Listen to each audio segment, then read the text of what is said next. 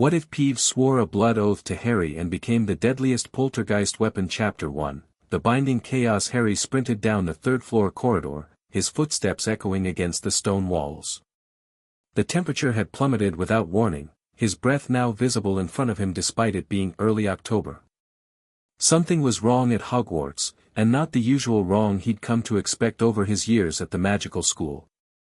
"Bloody hell, not again," he muttered, skidding to a halt as frost began forming on the nearby windows. The pattern looked unnatural, spreading in spiral patterns unlike any normal ice formation. This was the third cold spot incident this week.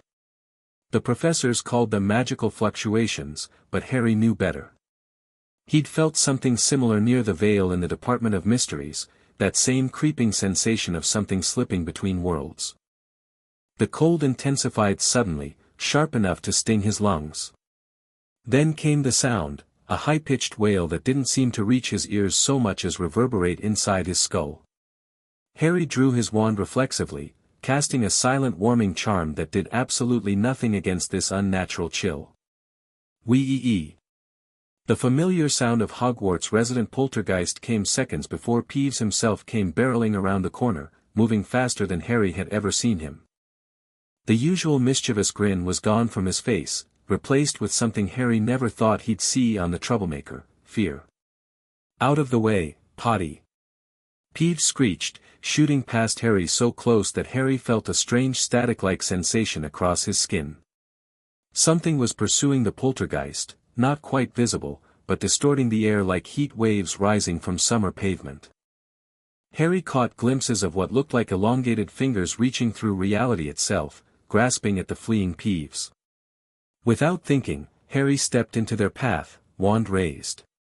Protego. The shield charm formed, but the pursuers moved right through it as if it weren't there. Of course, conventional magic wouldn't work on whatever these things were. In desperation, Harry reached for something he'd been studying privately: experimental magic combining ancient defensive wards with elements of soul magic that Hermione would definitely disapprove of. "Anima repello," he shouted, channeling not just magic but intent through his wand. A pulse of deep crimson light erupted from his wand, expanding outward.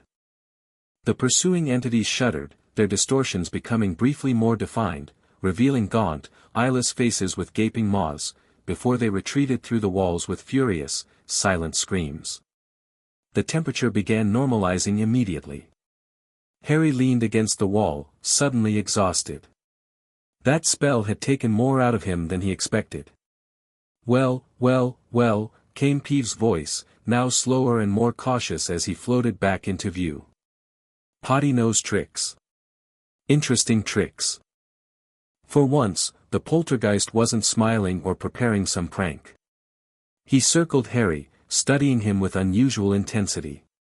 "What were those things, Peeves?" Harry asked, still catching his breath. "And why were they chasing you?" Instead of answering, Peeves simply drifted closer, his semi-transparent face inches from Harry's. "They hunt what's between. Not alive, not dead. Been taking the castle ghosts, one by one. Fat Friar's gone. Lady in blue from the West Tower too. Peeves just faster than the rest." For a moment, something ancient and knowing flashed in the poltergeist's eyes. "But they'll be back. Always come back. And Peeves can't run forever." With that cryptic warning, the poltergeist zoomed away, leaving Harry alone in the corridor with far more questions than answers. The restricted section was silent save for the occasional rustling of enchanted books responding to Harry's presence. Hermione would be shocked to see him voluntarily researching, but desperate times and all that. 3 weeks of increasingly frequent cold spots and now missing ghosts demanded answers. Spectral entities and their properties. Ghostly manifestations through the ages. "The veil between worlds," Harry muttered, tracing his finger along dusty spines. Nothing about attacks on ghosts specifically. His invisibility cloak pooled around his feet as he crouched to examine the lower shelves. Most students needed signed permission to access this section, but Harry had long ago given up on following proper channels when lives, or afterlives, were at stake. A faint blue glow caught his eye, emanating from behind a stack of chained books.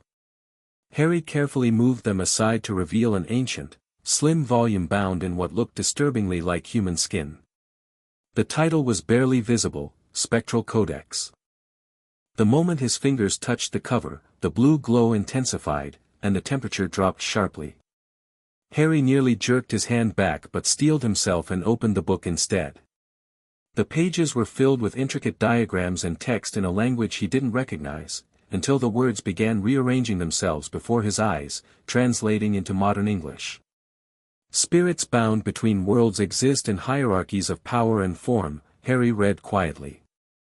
Ghosts, the echoes of souls who refused passage, maintain the weakest connection to the physical realm. Poltergeists, born of accumulated magical intent rather than deceased humans, command greater influence over physical matter and magical energies. Harry flipped through pages describing various spectral entities until he found a passage that made his blood run cold: the Veil Walkers, hunters from the spaces between life and death. Neither living nor dead, these entities feed upon spirits caught in the middle realms. When the boundaries between worlds thin, they cross into the physical plane to hunt. Their presence manifests as unnatural cold, distortion of reality, and the temporary displacement of living souls from physical bodies. Further pages detailed historical incidents of these Veil Walkers appearing, always during periods of magical disturbance. The most recent recorded incident was in 1347, which coincided with a massive magical disruption that some historians blamed for amplifying the devastation of the Black Death. One particular paragraph caught Harry's attention: while conventional magic proves ineffective against Veil Walkers, ancient practitioners discovered methods of binding spectral entities into service through blood oaths, creating powerful guardians against such incursions. The book contained ritual instructions that made Harry's stomach turn, not because they were particularly dark, but because they required a level of magical synchronicity that seemed nearly impossible to achieve. The sound of approaching footsteps interrupted his reading. Harry quickly shrunk the book with a careful charm, pocketed it, and slipped his invisibility cloak back on just as Filch shuffled past, Mrs. Norris prowling at his heels. With the forbidden knowledge secured, Harry made his silent exit. He needed to talk to someone who understood the spirit world better than most, someone who saw things others missed. He needed to find Luna Lovegood. "Oh, you've noticed the Void Singers too?" Luna asked, her voice dreamy as ever despite the seriousness of the topic. They sat by the edge of the Black Lake, far enough from other students to avoid being overheard. October winds rippled across the water's surface. Harry blinked. Void Singers? Is that what they're called? It's what Daddy calls them in his research. Luna twisted a strand of her blonde hair absently. They're attracted to places where the boundaries are worn thin. Hogwarts has always had thin spots, of course, all that concentrated magic over centuries. But something's made them thinner recently. Harry leaned forward. Luna, what happens to the ghosts they take? The book I found called these things Veil Walkers, and it said they feed on spirits. Luna's normally unfocused eyes sharpened. They don't just feed, Harry. They consume. Erase. What they take doesn't pass on, it's simply gone. Daddy says they're like the universe's janitors, cleaning up entities that shouldn't exist between worlds. But something's making them more aggressive than they should be. A chill ran down Harry's spine that had nothing to do with the autumn weather. So the ghosts aren't just hiding, Luna finished. The Bloody Baron is organizing the remaining ghosts into safe areas of the castle. Places with stronger boundaries. She looked at him curiously. You've seen them, haven't you? Actually seen them? Most people just feel the cold. Harry nodded. I drove some away from Peeves a few weeks ago. Experimental magic I've been studying. Interesting, Luna said, her gaze drifting to a point over Harry's shoulder. Peeves isn't a ghost, you know. He's something else entirely. Poltergeists are rare, there are only 3 confirmed in all of Britain.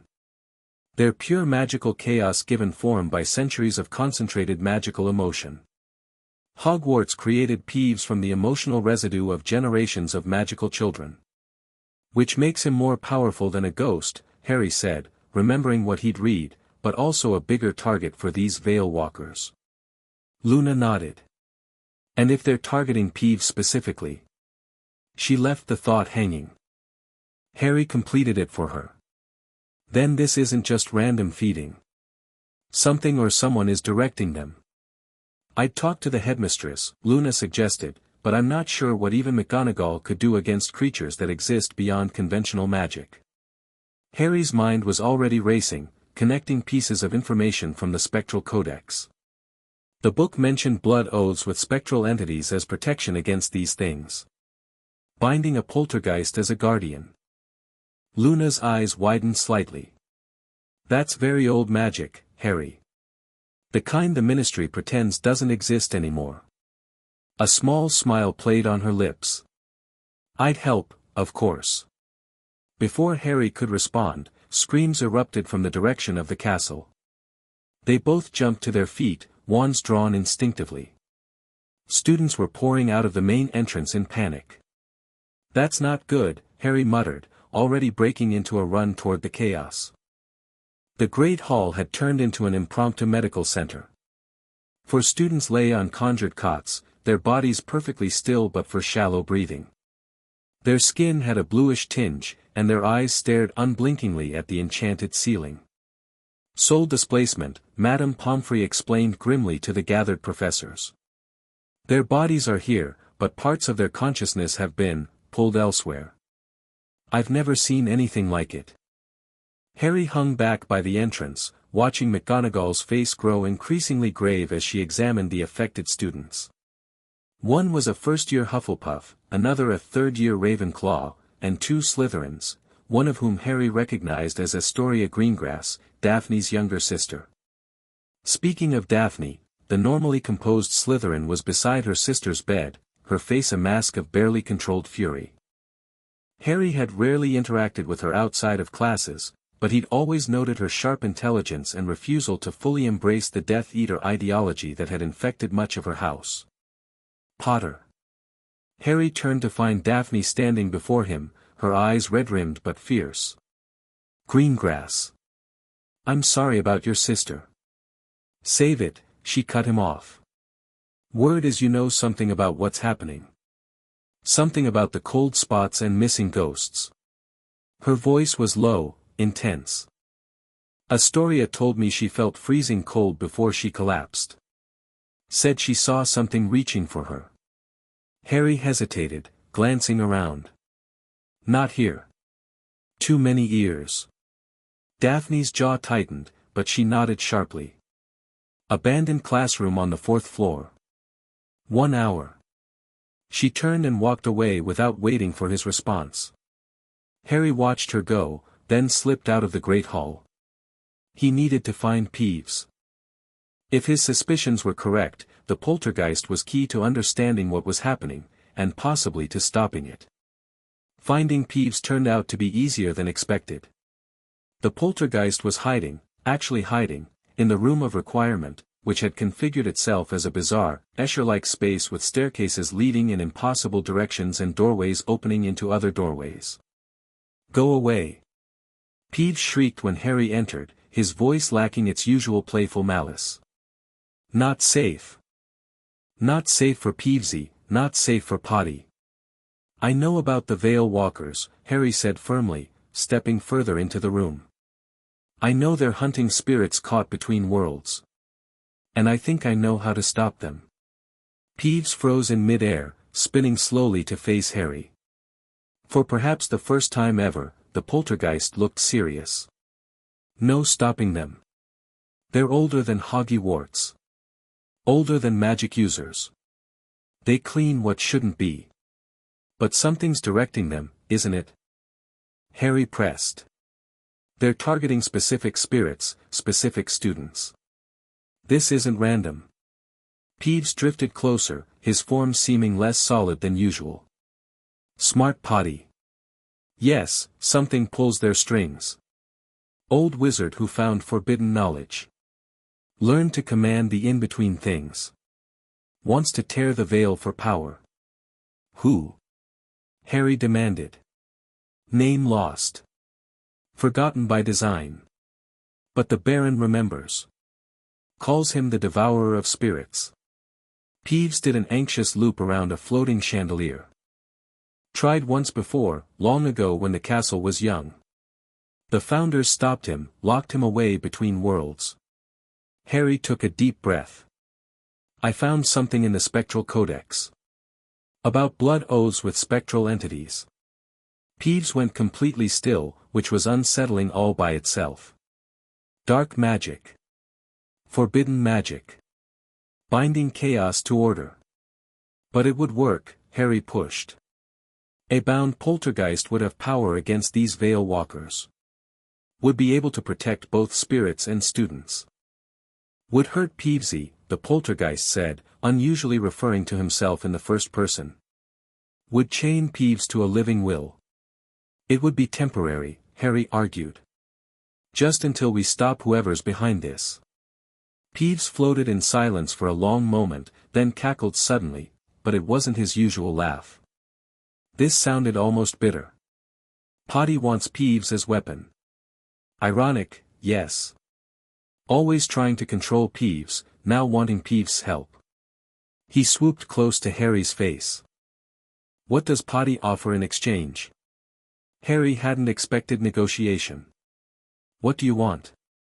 Freedom, Peeves said immediately. When finished, breaking of all wards that keep Peeves contained to castle grounds. Free to go anywhere. Harry considered this. Unleashing Peeves on the wider world seemed like a terrible idea, but if the alternative was the destruction of Hogwarts' spiritual ecosystem. Deal. But only if you don't harm innocent people after. Peeves grinned, some of his usual mischief returning. Harm? No.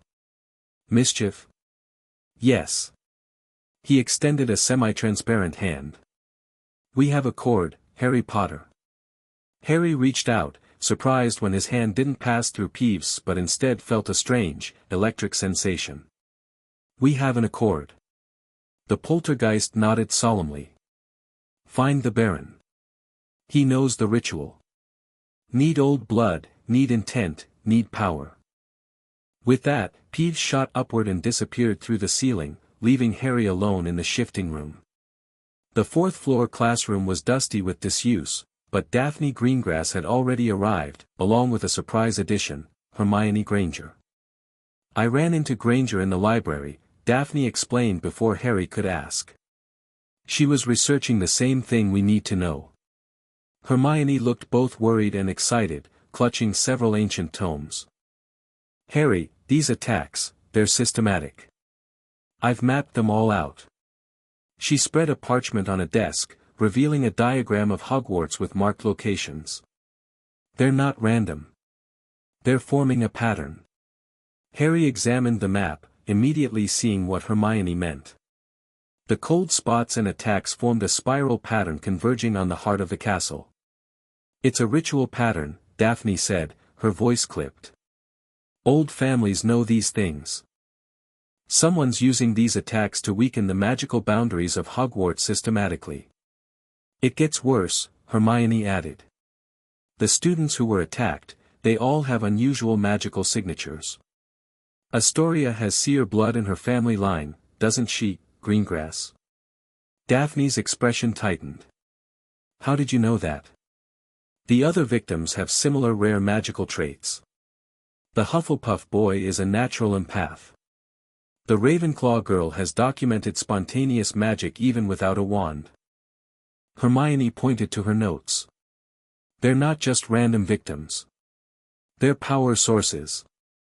Harry shared what he'd learned from Peeves and the Spectral Codex, watching Hermione's expression shift from academic interest to horror. A blood oath with Peeves. Harry, that's incredibly dangerous magic. Hermione exclaimed. Binding a chaotic entity like a poltergeist to your will, to your life force, could have catastrophic consequences. I've heard of this, Daphne said quietly. Old stories in pure-blood families. Wizards who bound spirits to serve them. Most went mad from the connection. Got a better idea? Harry challenged. Normal magic doesn't work against these things. We need something that can fight on their level. I don't like it, Hermione insisted, but I've found nothing else that would work. She bit her lip. The Bloody Baron would know more. Ghosts have their own history, their own knowledge of the spiritual plane. Already planning to talk to him, Harry confirmed. Peeves said he remembers the wizard behind this. Called him the devourer of spirits. Daphne's face went pale. That's not possible. He's a myth, a story to scare children. What do you know? Harry asked, suddenly alert. Just old tales. A wizard obsessed with immortality who discovered that consuming spiritual entities could extend his existence. Daphne's voice was steady despite her pallor. The stories say he was once a teacher here, centuries ago, before he was banished by the founders. That matches what Peeves told me, Harry said grimly. Which means he's real, and somehow he's back. A distant scream cut through their discussion, followed by that now familiar drop in temperature. The three of them drew their wands instinctively. They're coming, Hermione whispered, her breath becoming visible. Harry moved to the door. We need to finish this conversation elsewhere. Daphne, find the Baron and tell him I need to speak with him. Hermione, get everything you can on blood oaths with spectral entities. I'm going to see if I can drive these things back again. Be careful, Hermione warned. Each time you confront them directly, you risk your own soul being displaced. Harry nodded grimly and stepped into the corridor, wand raised.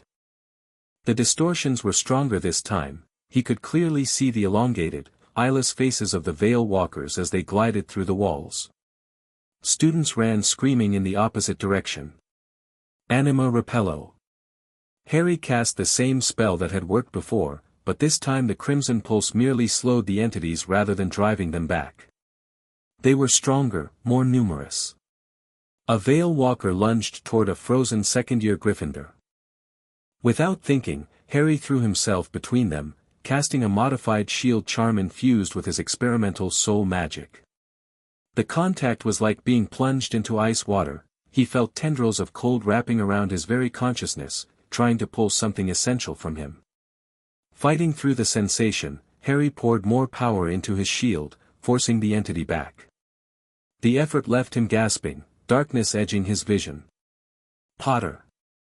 Daphne had returned, helping him to his feet. We need to move. Now.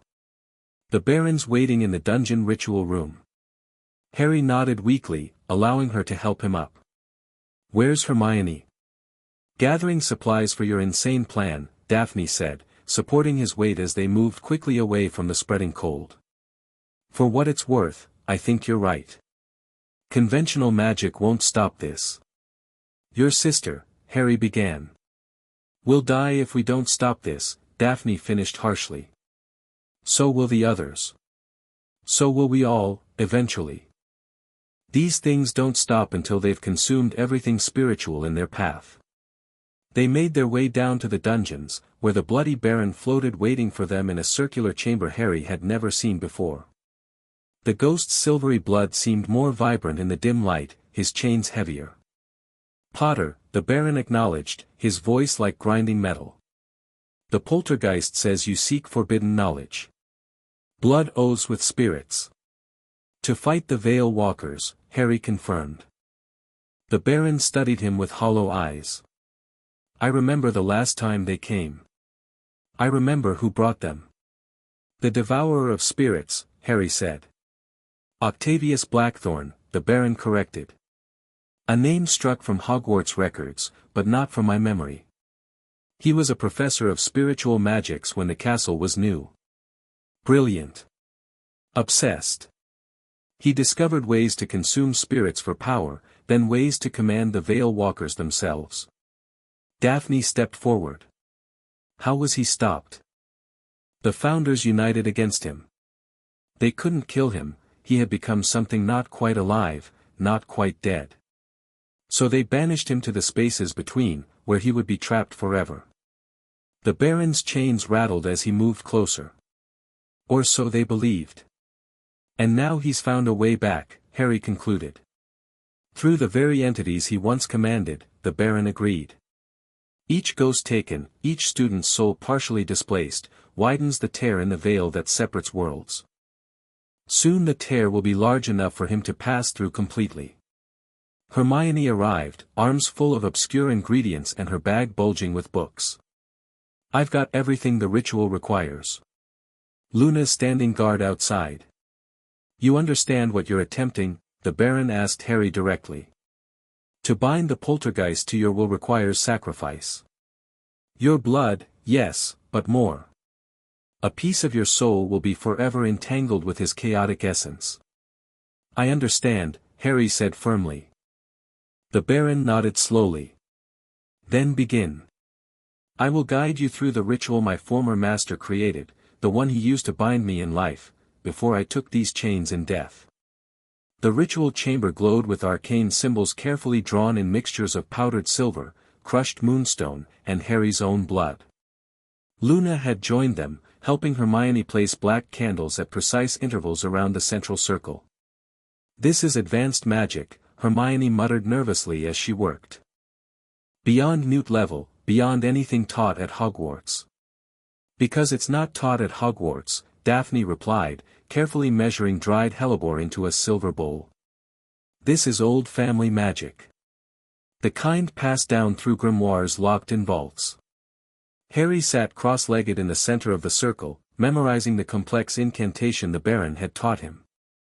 The Latin was difficult, with subtle inflections that could drastically alter the outcome if mispronounced. The poltergeist comes, the Baron announced, looking toward the ceiling. Peeves phased through the stone, unusually silent. His normally bright color seemed muted, his form more defined than usual. Potty really doing this? Binding Peeves to blood and soul? To save Hogwarts, Harry confirmed. To save everyone. Peeves circled the ritual space slowly. Many tried before. Many failed. Many died screaming when chaos consumed their minds. Encouraging, Harry muttered. But none were Harry Potter, Peeves added, surprising everyone. Peeves has watched. Potter has chaos inside already. Survived death once. Maybe survive Peeves too. That's actually reassuring, coming from you, Harry said with a weak smile. The preparations complete, Hermione, Daphne, and Luna took positions at key points around the circle. The Baron hovered above, observing with his ancient eyes. Begin, he commanded. Harry raised the ceremonial silver dagger, its edge gleaming in the candlelight. With a steady hand, he drew it across his palm, allowing blood to drip into the central rune. Sanguis vinculum, animum pacti, he began, his voice growing stronger with each word of the ancient incantation. The candles flared suddenly, their flames turning an unearthly blue. The temperature in the chamber plummeted, but not with the unnatural chill of the Vale Walkers, this was the cold of deep magic being awakened. Peeves drifted to hover directly above Harry, his form beginning to pulse with each word of the incantation. The poltergeist's usual mischievous expression was gone, replaced by something ancient and knowing. Ego voco, ego ligere, ego imperare. Harry continued, the Latin flowing from him as if he'd spoken it all his life. With each phrase, the blood-inscribed runes glowed brighter, and Peeves' form became more solid.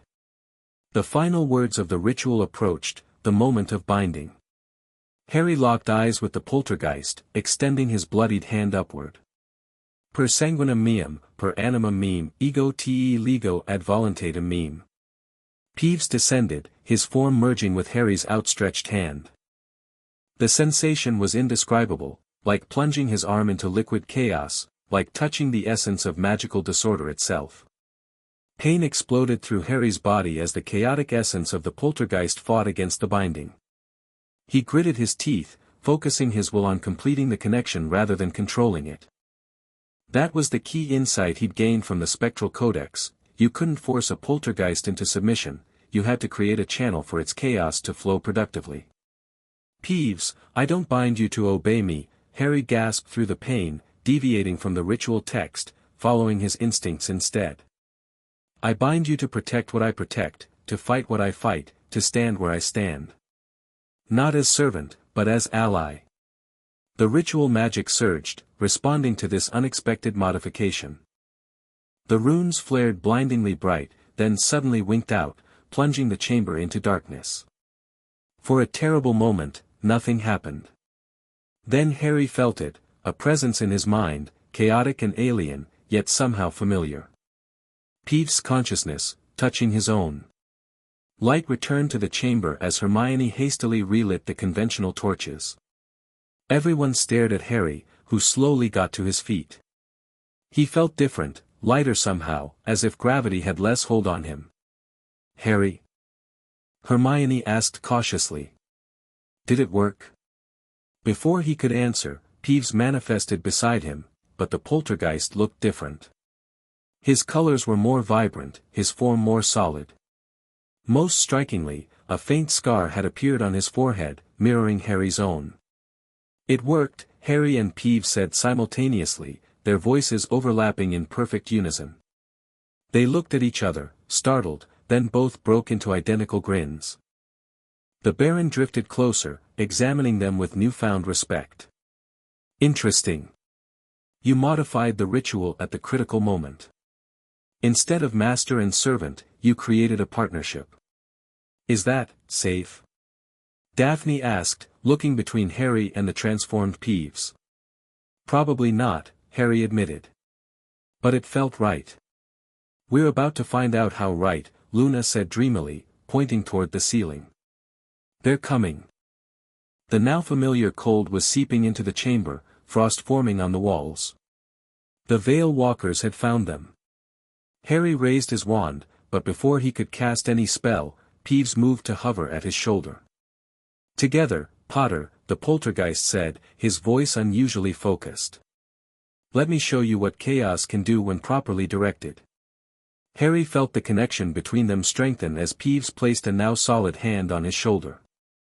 Power surged through the bond, wild, unpredictable energy that made his hair stand on end and caused the tip of his wand to emit multicolored sparks. When the first Veil Walker phased through the wall, Harry didn't cast a conventional spell. Instead, guided by Peeves' knowledge flowing through their bond, he channeled the chaotic energy into a new kind of magic, part spell, part spiritual command. "Spiritus Repello Maxima." He shouted, and Peeves simultaneously let out a battle cry that sounded like pure magical dissonance. The effect was immediate and spectacular. A wave of multicolored energy erupted from Harry's wand, catching the Veil Walkers as they entered. Unlike his previous attempts, this magic didn't just repel them, it tore into them, disrupting their semi-corporeal forms. The entities writhed, their eyeless faces contorted in silent screams as they were forcibly ejected from the physical plane. Harry staggered, the expenditure of power leaving him momentarily drained. Through the bond, he felt Peeves' exhilaration at the successful attack. "That," said Daphne with undisguised admiration, "was impressive." "And completely unheard of," Hermione added, her academic curiosity temporarily overriding her concern. "A human wizard channeling poltergeist energy." "We need to move," Harry said, already feeling stronger as the magical connection with Peeves continued to stabilize. "These were just scouts. More will come, and eventually Blackthorn himself will notice what we've done." "Where to?" Luna asked practically. Harry exchanged a look with Peeves, information flowing between them without words. "Hogsmeade," they said together. "Blackthorn is establishing a foothold near the Shrieking Shack, the veil is already thin there because of its history." "We should inform Professor McGonagall," Hermione insisted. "No time," Harry countered. "But send your Patronus.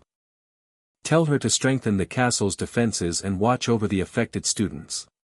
He turned to Daphne. "You should stay with your sister." Daphne's eyes flashed dangerously. "I'm coming with you, Potter. Whatever hurt Astoria is going to pay, and I want to be there when it happens." Harry nodded, recognizing the determination in her eyes, the same look he'd seen in the mirror many times before. "All right then. Let's go." Hogsmeade was eerily quiet when they arrived, having taken one of the secret passages to avoid detection. The usual bustle of the magical village was absent, replaced by an unnatural stillness. Shops stood with doors ajar, as if the occupants had left in a hurry. Even the Three Broomsticks was silent, its windows dark. "Everyone's gone," Luna observed, peering into Honeyduck's empty storefront. "Not gone," Peeves corrected, floating slightly above their heads. "Hiding. They feel it. The wrongness. The thinning." Through their connection, Harry sensed what Peeves meant. The very fabric of reality felt stretched here, like a membrane about to tear. Magic behaved strangely, simple Lumos spells flickered unpredictably, and their footsteps seemed to echo a fraction of a second too late. "The Shrieking Shack," Harry said, pointing toward the dilapidated building on the hill. Even from this distance, they could see unnatural lights flickering within, cold blues and sickly greens that pulsed in rhythmic patterns. "That's a ritual in progress," Daphne said grimly. "My father has books about these things. Forbidden magic. We need a plan," Hermione insisted as they crouched behind a low stone wall, observing the shack. "We can't just rush in." Harry was about to agree when Peeves suddenly tensed beside him. Through their bond, he felt the poltergeist's alarm. "Too late for plans," Peeves hissed. "He knows. He feels us." The oath. The ground beneath them trembled slightly. The air grew dense, making it difficult to breathe. Around them, reality itself seemed to warp and bend. "He's opening the veil," the poltergeist warned.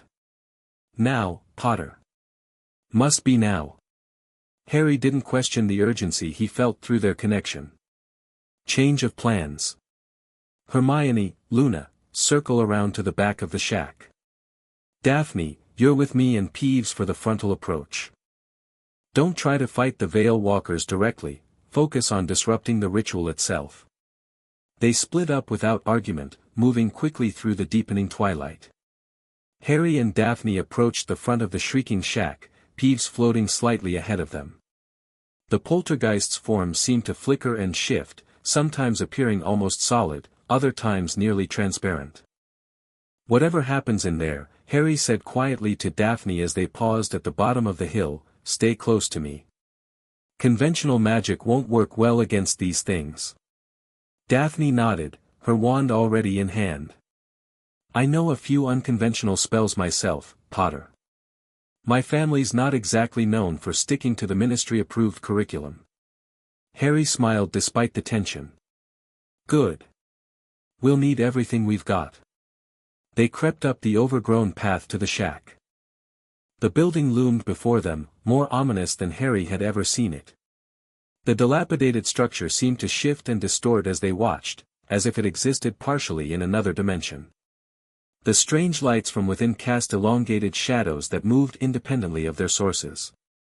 Through the bond, Harry felt Peeves' growing agitation. The poltergeist was sensing something that Harry couldn't quite perceive, a presence beyond the veil, pushing against the thinning barrier between worlds. "Blackthorn," Peeves whispered. "He comes." As they reached the porch, the front door creaked open of its own accord. A voice called from within, cultured, pleasant, and utterly chilling. "Do come in, Mr. Potter. You and your unusual companion. I've been expecting you." Harry exchanged a quick glance with Daphne, who looked pale but determined. Then, with Peeves hovering protectively at his shoulder, he stepped across the threshold into the Shrieking Shack. The interior had been transformed. The dusty, abandoned rooms Harry remembered were gone, replaced by a vast, impossible space that couldn't physically fit within the shack's exterior. The walls pulsed with sickly light, and the floor was inscribed with complex magical symbols that shifted and rearranged themselves constantly. In the center stood a man, or something that had once been a man. Tall and elegant in antiquated professor's robes, he might have been handsome if not for his eyes, completely black, without whites or irises, and the strange translucency of his skin that revealed shadowy movements beneath, as if multiple entities were contained within a single form. "Octavius Blackthorn," Harry said, his voice steadier than he felt. The figure inclined his head with old-fashioned courtesy. "Indeed. And you are Harry Potter, the boy who lived, who has now bound himself to chaos incarnate." His black eyes shifted to Peeves. "Fascinating choice. The poltergeist was always one of the more powerful spiritual entities in the castle. I considered consuming him myself, but his chaotic nature would have been indigestible." "We've come to stop you," Harry said simply, his wand raised. Beside him, Daphne had fallen into a dueling stance. Blackthorn laughed, the sound echoing strangely as if coming from multiple throats. "Stop me? My boy, I've been working toward this moment for centuries. Do you know what it's like to be trapped between worlds? To exist in the void where the Veil Walkers dwell? I survived by consuming them, becoming like them, learning to command them. And now, finally, I return to complete what I began." Around the room, Harry noticed for the first time, stood several Veil Walkers, more solid than he'd seen before, their eyeless faces turned toward them with predatory attention. "You're tearing the veil between worlds," Harry said. "Endangering everyone." "I'm freeing us all from the tyranny of mortality," Blackthorn corrected. "Death is a construct, a limitation we need not accept. The founders didn't understand my vision. Perhaps you will." Harry felt Peeves' rage building through their connection, a chaotic, swirling energy that responded to Blackthorn's presence. "He consumed the fat friar," Peeves hissed. "And many others. Their essences are trapped within him, suffering." Blackthorn sighed dramatically. "Such a limited perspective from a being of your potential, poltergeist. You could be so much more than a bound servant to a mortal wizard." "He's not my servant," Harry said firmly. "We're partners."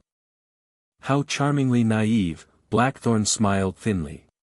"But I grow tired of this exchange. You have two choices, Mr. Potter. Join me willingly and bring your bound poltergeist with you, or be taken forcibly. Either way, your unique connection to death and the poltergeist's chaotic essence will provide the final components I need to permanently tear open the veil." Harry felt the first tendrils of Blackthorn's power reaching toward him, an invasive, cold presence trying to worm its way into his mind.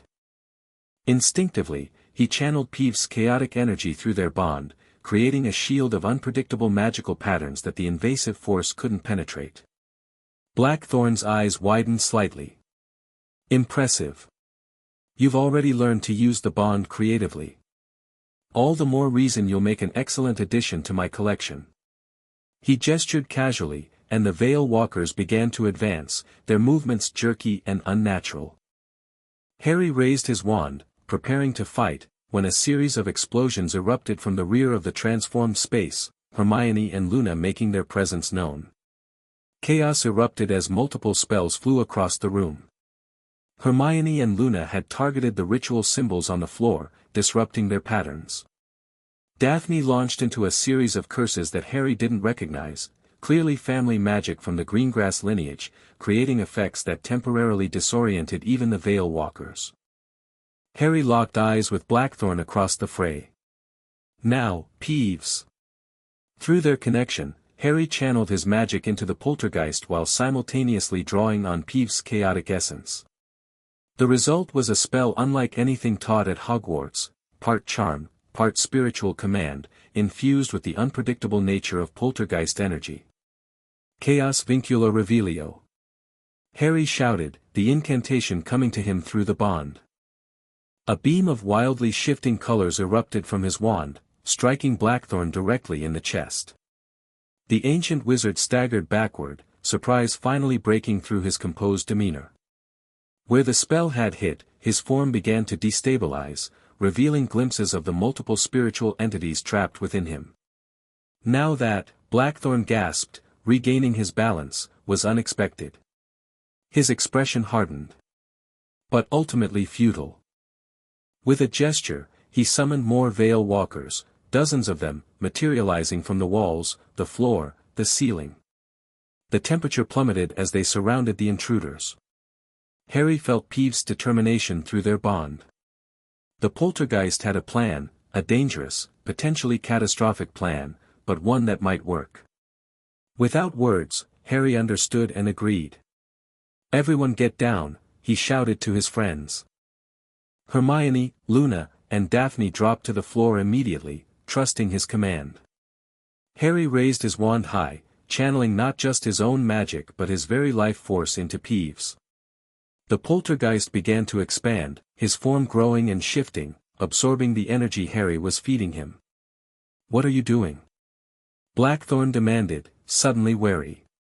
"Something chaotic," Harry grinned, continuing to channel power into Peeves despite the drain he felt on his own strength.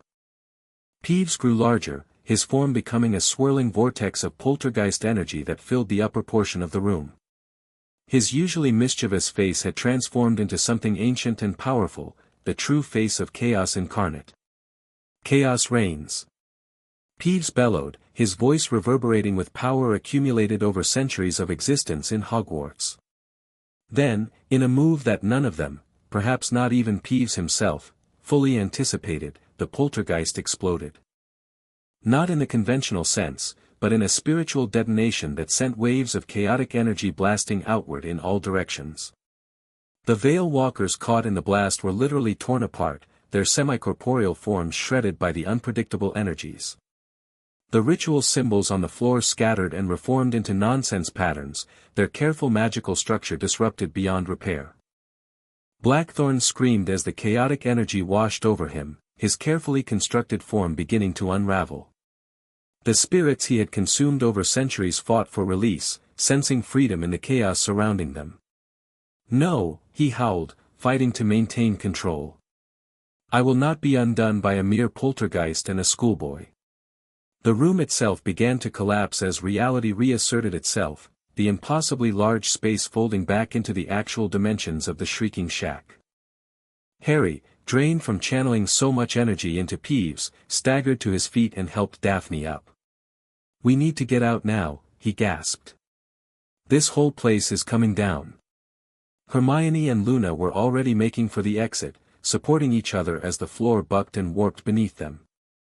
Harry moved to follow, but Blackthorn, still partially corporeal despite the damage done to his form, lunged forward with surprising speed. "You will not escape me, Potter," he snarled, grabbing Harry's arm with a hand that felt like ice against his skin. "If I return to the void, you come with me." Harry felt the cold spreading up his arm, tendrils of Blackthorn's essence trying to invade his body. He struggled to break free, but the ancient wizard's grip was supernaturally strong.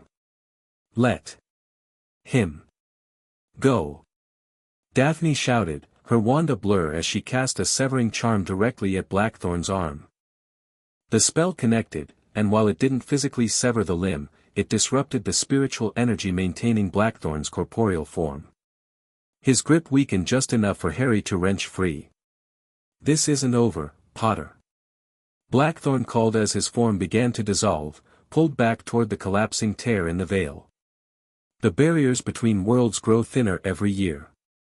I will return, and next time, I'll be prepared for your chaotic little friend."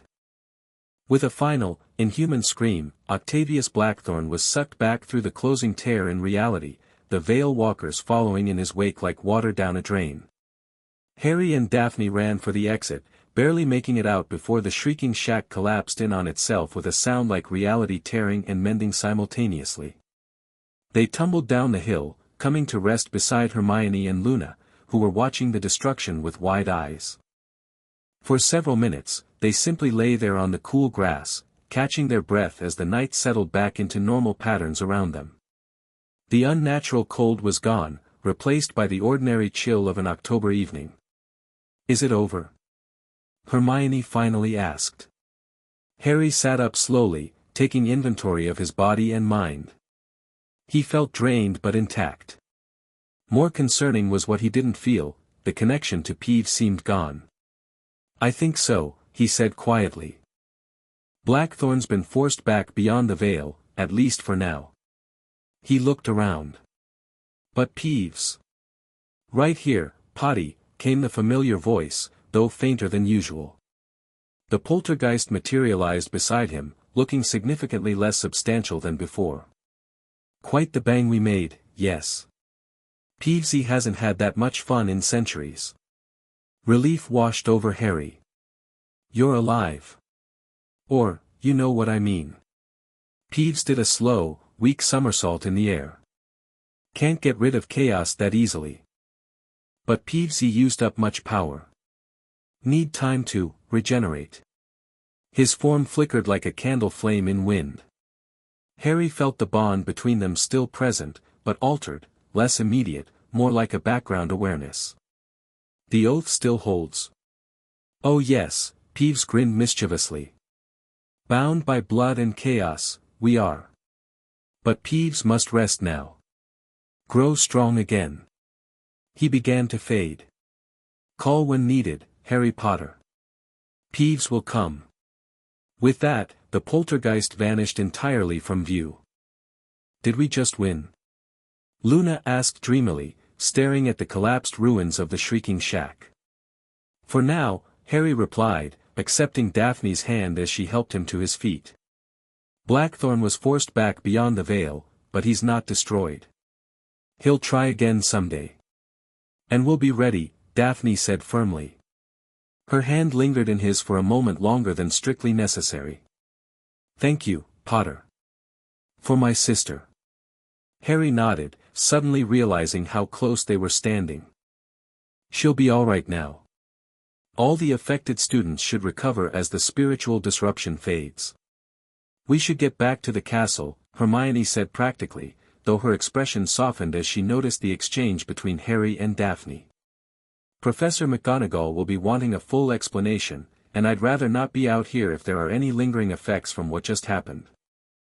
They made their way back toward Hogwarts, the village of Hogsmeade slowly coming back to life around them as shopkeepers and residents cautiously emerged from hiding, sensing the danger had passed. Harry walked beside Daphne, occasionally feeling the ghostly echo of Peeves' presence through their bond, weakened but enduring. He had a feeling this was just the beginning of a new chapter in his already complicated life at Hogwarts. So, Daphne said quietly as they walked, bound to a poltergeist by blood and chaos. That's got to be a first, even for you, Potter. Harry couldn't help but smile. Yeah, well, I've never been good at doing things the normal way. Good, she replied with unexpected warmth. Normal is overrated. As they reached the edge of the Hogwarts grounds, Harry felt a subtle shift in the magical atmosphere. The barriers that had been weakened were beginning to strengthen again. And somewhere in the castle, he knew, Peeves was regaining his strength, ready for whatever chaos awaited them next. For Harry Potter, the boy who lived, death had always been a complicated relationship. Now he had formed an unprecedented bond with a creature of pure magical chaos. Whatever came next, it certainly wouldn't be boring.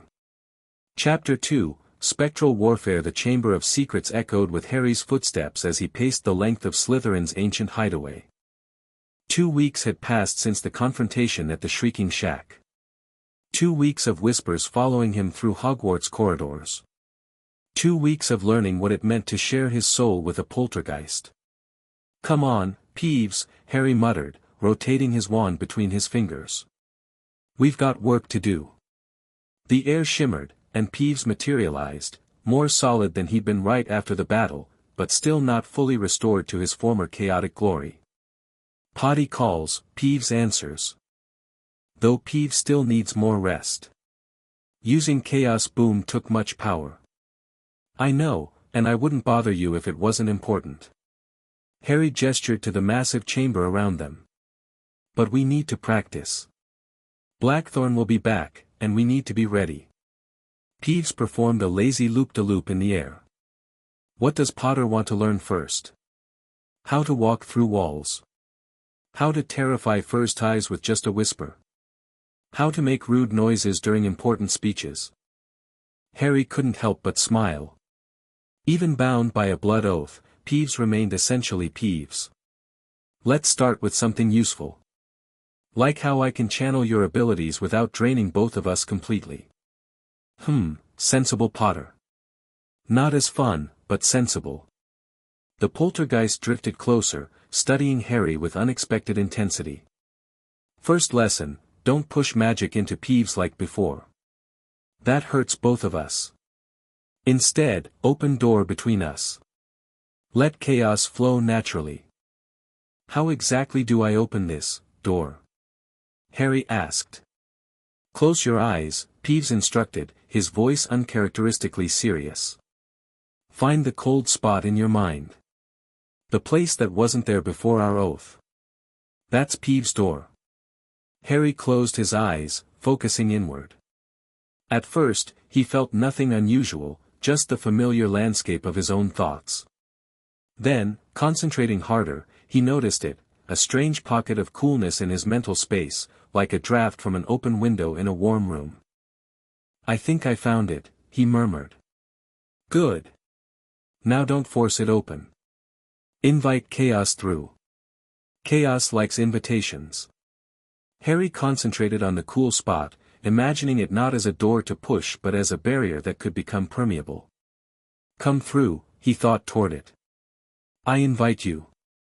The sensation that followed was unlike anything he'd experienced, not the painful flood of energy from their battle with Blackthorn, but a controlled trickle of chaotic power seeping into his own magical core.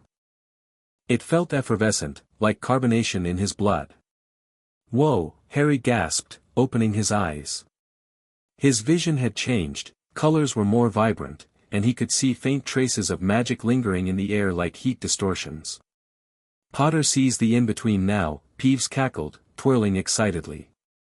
Not full spectral vision, but start of it. Harry raised his hand, fascinated to see a faint multicolored aura surrounding it. Is this how you always see the world? Much more, much better, Peeves corrected. Peeves sees all layers at once.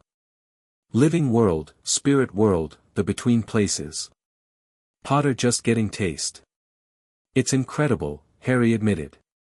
But how do I use it practically? Try spell. Simple spell. But don't focus magic through wand only. Let it flow through Peeves' door too. Harry raised his wand, thinking of a basic Lumos charm. But instead of channeling his magic the way he'd been taught, he let some of it flow through that cool spot in his mind, mixing with Peeves' chaotic essence before directing it to his wand tip. Lumos, he said. The light that bloomed wasn't the usual steady white glow but a swirling orb of multicolored radiance that illuminated the chamber in shifting patterns. More surprisingly, the light revealed aspects of the chamber he'd never noticed before, ancient runes carved into seemingly blank walls, traces of magic still lingering from Slytherin's time. Wicked, Harry breathed. Chaos magic reveals what ordinary magic hides, Peeves said proudly. Now try moving spell. Harry experimented with a levitation charm next. When infused with Peeves' chaos, the feather he levitated didn't simply rise in a controlled manner, it zigzagged through the air, occasionally phasing partially through solid objects before solidifying again. This could be incredibly useful, Harry said, thinking of the applications in combat. Spells that can pass through shields, or hit enemies from unexpected angles. Yes, yes. Peeves likes how Potter thinks. The poltergeist was practically vibrating with excitement. But warning, chaos magic unpredictable. Sometimes works better than expected, sometimes. He made an explosive gesture with his hands. So I need to practice precise control, Harry concluded. Fine-tuning how much chaos I let through. Their practice continued for hours. Harry learned to modulate the flow of chaotic energy, discovering that different spells responded differently to the poltergeist's influence. Defensive charms became almost sentient, adapting to threats in real time. Offensive spells gained unpredictable patterns that would make them difficult to counter. Even simple transfigurations took on weird, impossible qualities, creating objects that shouldn't logically be able to exist. By the time they finished, Harry was exhausted but exhilarated. This was magic unlike anything taught in the Hogwarts curriculum, raw, primal, and intuitive rather than structured and rule-bound. Good start, Potter, Peeves said, looking somewhat diminished after the extended practice. Peeves must rest now. Regain strength. Thank you, Harry said sincerely. Same time tomorrow. Peeves gave a mock salute before fading from view, leaving Harry alone in the chamber with a lot to think about and even more to practice. You're pushing too hard, Hermione warned the following afternoon in the library. The magical theory texts are quite clear about soul bonds, they need time to stabilize before being heavily utilized. Harry rubbed his temples, fighting a persistent headache. We don't have time, Hermione. Blackthorn could return at any moment. Granger's right, Potter, came Daphne's voice as she slipped into the seat across from them. You look like hell. Thanks, Harry replied dryly, but couldn't help noticing how the Slytherin girl's presence immediately made him more aware of himself, how disheveled he must look after another night of restless sleep disrupted by dreams that didn't feel entirely his own. How's Astoria? He asked, changing the subject. Daphne's expression softened slightly. Better. She woke up yesterday. Doesn't remember much, just feeling cold and then a pulling sensation. She fixed Harry with a penetrating look. She did say something interesting though, that she heard singing right before she collapsed. Eerie, beautiful singing. The Void Singers, Harry murmured, remembering Luna's term. Makes sense they'd have some kind of lure. There's something else, Daphne said, leaning forward and lowering her voice. Ministry officials arrived this morning. They're calling it a safety inspection, but Astoria overheard them questioning Madame Pomfrey about unauthorized rituals and spectral disturbances. Harry and Hermione exchanged alarmed glances. They know about the blood oath, Hermione whispered. They suspect, at least, Daphne corrected. And they're not happy about it. One of them specifically mentioned Potter's latest dangerous escapade. Harry sighed. Fantastic. As if we don't have enough problems. Which is precisely why you need to be more careful with your training, Hermione insisted. If they catch you performing chaos magic with Peeves, they'll have all the evidence they need to, she broke off, looking troubled. To what? Harry prompted. To separate you from Peeves, she finished reluctantly. There are procedures for breaking magical bonds, even blood oaths. They're not pleasant, Harry. For either party. The cool spot in Harry's mind seemed to pulse with anxiety at these words, and he felt a protectiveness toward Peeves that surprised him. They can try, he said with quiet intensity.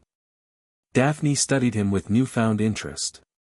You really care about that chaos-causing menace, don't you? He's not just what everyone sees, Harry replied. There's more to him, depth, history. And he's risked himself to help us. Speaking of help, Daphne said, pulling a small, leather-bound book from her bag, I thought this might be useful. It's from the Greengrass family library, a journal from my ancestor who encountered something similar to your situation in 1738. Harry accepted the book carefully. You're willing to share family magic. Let's call it an investment in mutual survival, Daphne replied, but a faint smile belied the businesslike words. My family's always been pragmatic about alliances. Is that what we have? An alliance? What would you call it, Potter? She challenged, one eyebrow raised. Before Harry could respond, a familiar dreamy voice interrupted. Oh good, you're all here, Luna said, sliding into the empty chair beside Daphne. I thought you should know, Rita Skeeter was interviewing students in the courtyard about Potter's dangerous dark ritual with a demon of chaos. Harry groaned. Brilliant. Just what we need. The Daily Prophet will run a story by tomorrow, Hermione predicted grimly. You'll be public enemy number one again. I assume you have a plan beyond hiding in the library? Daphne asked. Harry nodded slowly. Actually, I do. But it's going to require all of your help, and I need to find the Bloody Baron. He knows more about Blackthorn than he's telling us. The great hall buzzed with whispers the next morning as owls delivered the Daily Prophet to students throughout Hogwarts. The headline screamed across the front page in dramatic type, Potter's Perilous Pact, Boy Who lived binds demon with dark ritual. Harry ignored the stares as he calmly buttered his toast. The article was exactly as sensationalist as he'd expected, full of anonymous sources close to Potter, and experts on dark magic who had clearly never encountered an actual poltergeist. Rita Skeeter had outdone herself, suggesting that Harry was building an army of spectral servants to challenge the ministry itself. It could be worse, Ron offered weakly, reading over Harry's shoulder. How, exactly? Hermione demanded. They could have gotten the ritual details right, Harry replied quietly. This is all speculation. They don't actually know what we did or how it works. The Gryffindor table had thinned out around them, students subtly creating distance. Harry pretended not to notice, but the isolation stung nonetheless. Across the hall, he caught Daphne's eye at the Slytherin table. Unlike him, she sat in the center of a group, speaking intensely to her housemates. Occasionally, one would glance toward Harry, expressions ranging from fear to calculating interest. What's she up to? Ron wondered, following Harry's gaze. Politics, Harry replied. Slytherin style. Professor McGonagall stood at the head table, her expression severe as she surveyed the gossiping students. When she caught Harry's eye, her look wasn't condemning but concerned. She gave him an almost imperceptible nod before addressing the hall. Your attention, please, she called, bringing the whispers to a halt. In light of recent events and ongoing safety concerns, I must announce several temporary measures. All Hogsmeade visits are suspended until further notice. Evening curfew will be strictly enforced. And a delegation from the Ministry of Magic will be conducting interviews with select students regarding the incident at the Shrieking Shack. Groans and excited murmurs followed this announcement. Furthermore, McGonagall continued, I remind all students that unsanctioned magical rituals are strictly forbidden, regardless of intent. Hogwarts has established protocols for addressing supernatural threats, and these protocols must be followed. Her gaze swept the hall before landing firmly on Harry. That said, I will not tolerate witch hunts or baseless accusations. Any student spreading malicious rumors will face serious consequences. As breakfast concluded, Professor Flitwick approached Harry. Mr. Potter, the headmistress would like to see you in her office immediately. He lowered his voice sympathetically. And I'd avoid the third-floor corridor today if I were you. The ministry delegation has set up their interviews there. Harry nodded gratefully. Thank you, Professor.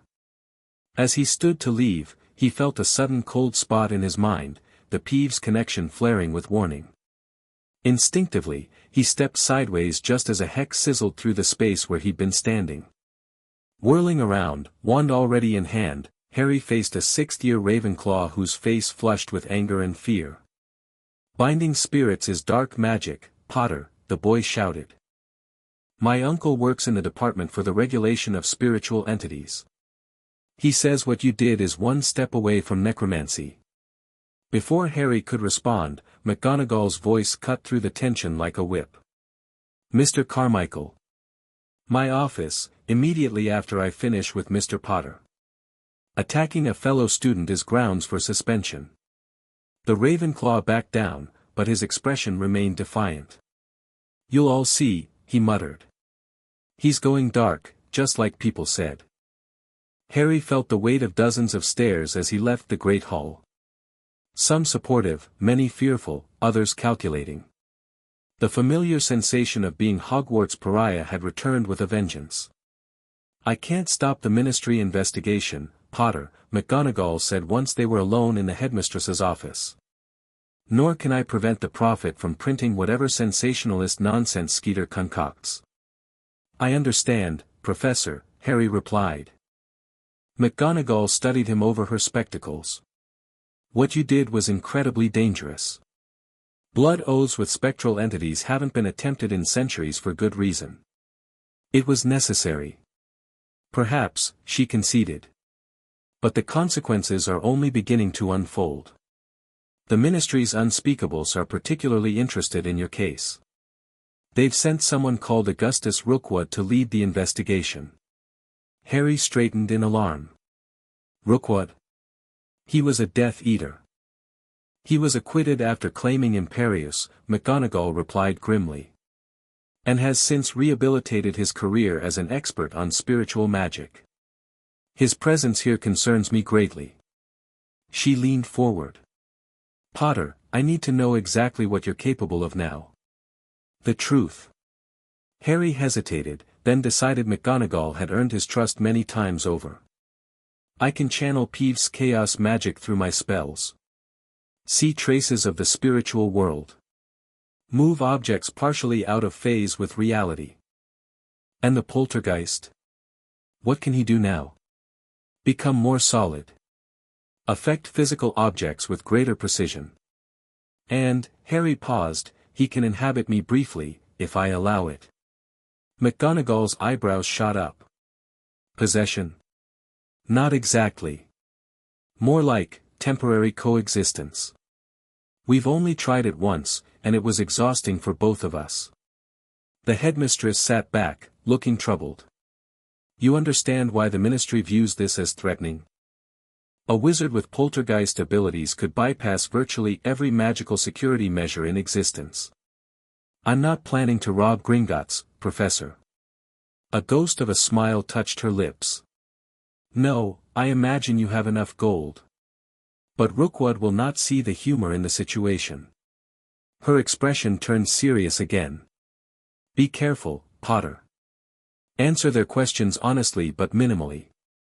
And for Merlin's sake, don't demonstrate any chaos magic in front of them. Harry nodded. What about the students? The article has everyone spooked. Show them there's nothing to fear, McGonagall advised. Not through words, but actions. Fear thrives in ignorance. She glanced at an ornate clock on her wall. You should go. The Ministry team will be looking for you soon. As Harry stood to leave, McGonagall added, one more thing, Potter. The Bloody Baron has requested to speak with you. Tonight, at the Astronomy Tower, midnight. She gave him a pointed look. I, of course, know nothing about this, as it would violate curfew. Of course, Professor, Harry replied, a small smile forming. I wouldn't dream of breaking curfew. Avoiding the Ministry team proved harder than expected. Harry managed to dodge them through the morning by using secret passages and the Marauder's map, but by afternoon, their patience had clearly worn thin. Led by Augustus Rookwood, a thin, scholarly-looking man whose polite demeanor couldn't quite mask the coldness in his eyes, they began methodically searching the castle. They've posted someone at every exit from the library, Hermione reported when Harry met her in their hidden alcove among the ancient rune stacks. And they're questioning everyone who's known to associate with you. Rookwood was a spy during the First War, Harry reminded her. He knows what he's doing. There's something else, she added hesitantly. They brought equipment with them, devices I've never seen before. One looks like a silver compass that spins wildly whenever Peeves is nearby. Harry's concern deepened. Spirit detection tools. They're tracking Peeves to find me. Which means you can't call on him without revealing your location, Hermione concluded. Harry, I think you should just get the interview over with. Continuing to avoid them only makes you look guilty. You're right, he sighed. But first, I need to warn Peeves to stay hidden. Harry closed his eyes, focusing on the cool spot in his mind that represented their connection. Peeves, he called silently, can you hear me? A faint, echoing response came back, Peevesy hears, Potter. Ministry men have shiny toys. Very annoying toys. They're tracking you. Stay in the deepest parts of the castle until I say it's safe. Too late. They follow Peeves everywhere. Very persistent. Very rude. The poltergeist's mental voice sounded agitated. Using old magic to try finding our bond. Bad magic. Hurts.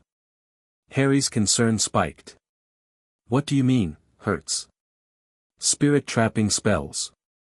Try to force Peeves to appear. Try to see our connection. A flash of anger surged through Harry. Where are you now? Fourth floor, East Wing. Near painting of dancing trolls. I've got to go, Harry told Hermione abruptly. They're using magic to try and force Peeves to appear. Harry, wait, but he was already moving, slipping out of the library through a secret passage that would take him to the fourth floor. The scene he encountered when he emerged made his blood boil. Rookwood and two other ministry officials had cornered Peeves in an alcove. They had formed a triangle around the poltergeist, each holding what looked like silver tuning forks that emitted a high-pitched tone. Peeves was visibly struggling, his form flickering as he tried to phase through the walls but couldn't. "Ah, Mr. Potter," Rookwood said without turning, somehow sensing Harry's arrival. "How convenient of you to join us. We were just examining the unique properties of your familiar." "He's not my familiar," Harry said coldly. "And you're hurting him." Rookwood finally turned, his scholarly face arranged in an expression of innocence. "Hurting? No, merely containing. Poltergeists cannot feel pain in the conventional sense." "Shows what you know," Harry retorted. "Let him go." "I'm afraid we can't do that until we complete our examination," one of the other officials, a squat witch with steel-gray hair, replied. "By ministry decree, all spectral entities involved in illegal blood rituals are subject to immediate containment and study." Harry's wand hand twitched, but he restrained himself. Using magic against ministry officials would only make things worse. Instead, he reached through his bond with Peeves, opening the channel between them wider than he ever had before. "Take what you need," he offered silently. Peeves' eyes widened momentarily, meeting Harry's gaze. Then, drawing on their shared power, the poltergeist suddenly expanded, his form growing solid and vibrant. With a disruptive pulse of chaotic energy, he shattered the containment field created by the tuning forks, sending the ministry officials stumbling backward. "Oops. Did Peeves break your toys?" the poltergeist cackled, now hovering at Harry's shoulder. "So clumsy." Rookwood recovered quickly, his pleasant mask slipping to reveal cold calculation. "Most interesting. The bond allows power transfer in both directions." He made a note in a small book. "Mr. Potter, you've been avoiding our interview all day. I'm afraid I must insist on your cooperation now." Harry met his gaze steadily. "Fine. Let's get it over with." "Excellent. My colleagues will continue their work with the castle's other spiritual residents while we chat." Rookwood gestured toward an empty classroom. "Shall we?" "Peeves stays with me," Harry stated firmly. Rookwood's lips thinned but he nodded. "As you wish. The interaction between you will be informative." The interview lasted 2 grueling hours. Rookwood's questions were precise, technical, and designed to trap Harry into admitting violations of various obscure magical regulations. Harry answered truthfully but carefully, revealing only what he thought the ministry already knew or could easily discover. Yes, he had performed a blood oath ritual. Yes, it created a connection between him and Peeves. No, he couldn't control the poltergeist against his will. No, he couldn't use the bond to bypass Hogwarts security measures. Throughout it all, Peeves hovered nearby, uncharacteristically quiet but occasionally making rude gestures behind Rookwood's back that Harry struggled not to react to. "One final question, Mr. Potter," Rookwood said eventually. "During your confrontation with the entity you identified as Octavius Blackthorn, did you experience any direct mental contact with it?" The question seemed odd after the technical interrogation that preceded it. "No," Harry answered truthfully. He spoke aloud, not telepathically. "I see." Rookwood made a final note, then closed his book with a snap. "Thank you for your cooperation. The ministry will continue its investigation, of course. These matters of spiritual binding are taken very seriously." "Am I being charged with something?" Harry asked directly. "Not at present. Though the improper use of magic office is reviewing the case." Rookwood stood. I would advise against leaving Hogwarts grounds until our investigation concludes. For your own safety, naturally. Naturally, Harry echoed, not bothering to hide his skepticism. As Rookwood left, Peeves swooped down beside Harry. Nasty man. Smells of dark magic and lies. Peeves knows the type. Did he hurt you with those devices? Not hurt exactly. More like, itch that can't be scratched. Very annoying. Peeves did a flip in the air. But Peeves stronger now. Thanks to Potter. Harry nodded, feeling the drain from sharing his energy earlier. We should both rest. I'm meeting the Bloody Baron tonight, and I need my wits about me. Baron knows many secrets, Peeves agreed. Old, dusty secrets. Peeves will be there too. With a jaunty salute, the poltergeist disappeared through the ceiling. Harry checked the time, realizing he'd missed dinner. Exhausted and hungry, he decided to make a quick trip to the kitchens before heading back to Gryffindor Tower for a few hours of sleep before his midnight meeting. The kitchen elves were delighted to provide him with sandwiches and pumpkin juice. As he was leaving, laden with enough food to share with his dorm mates, a voice called his name from the shadows. Potter. A word. Daphne Greengrass stepped into the light, her expression urgent. Walk with me. They moved silently through the lesser-used corridors toward Gryffindor Tower. Once certain they weren't overheard, Daphne spoke in a low, intense voice. Rookwood isn't just investigating. He's hunting. My father knows him, says he's obsessed with spirit magic. Has been for years, even before his Death Eater days. McGonagall mentioned he's an expert, Harry acknowledged. It's more than expertise. It's fixation. Daphne's blue eyes were serious. And there's something else. I overheard him talking to the other officials. He mentioned Project Orpheus, some kind of classified research involving spiritual entities. You think that's why he's really here? To study Peeves and me for this project? I think you should be extremely careful, Daphne replied. Rookwood isn't known for his ethical boundaries. They reached the corridor leading to the fat lady's portrait. Harry paused, studying Daphne with new appreciation. Why are you helping me, Greengrass? Really? She met his gaze directly. Multiple reasons. Astoria is alive because of what you did. My family values repaying debts. She hesitated, then added more quietly, and maybe I'm tired of watching from the sidelines while other people decide the fate of our world. Before Harry could respond, she reached into her pocket and withdrew a small silver object. Take this. My mother sent it when I wrote about what happened. It's a spectral dampener, old family magic. If Rookwood tries his containment tricks again, it will disrupt them. Harry accepted the device, a delicate silver disc etched with tiny runes. Thank you. A ghost of a smile touched her lips. Don't mention it. Literally, if anyone asks, you never got it from me. She turned to leave, then glanced back. Oh, and Potter. The astronomy tower is being patrolled tonight. Use the north observation deck instead.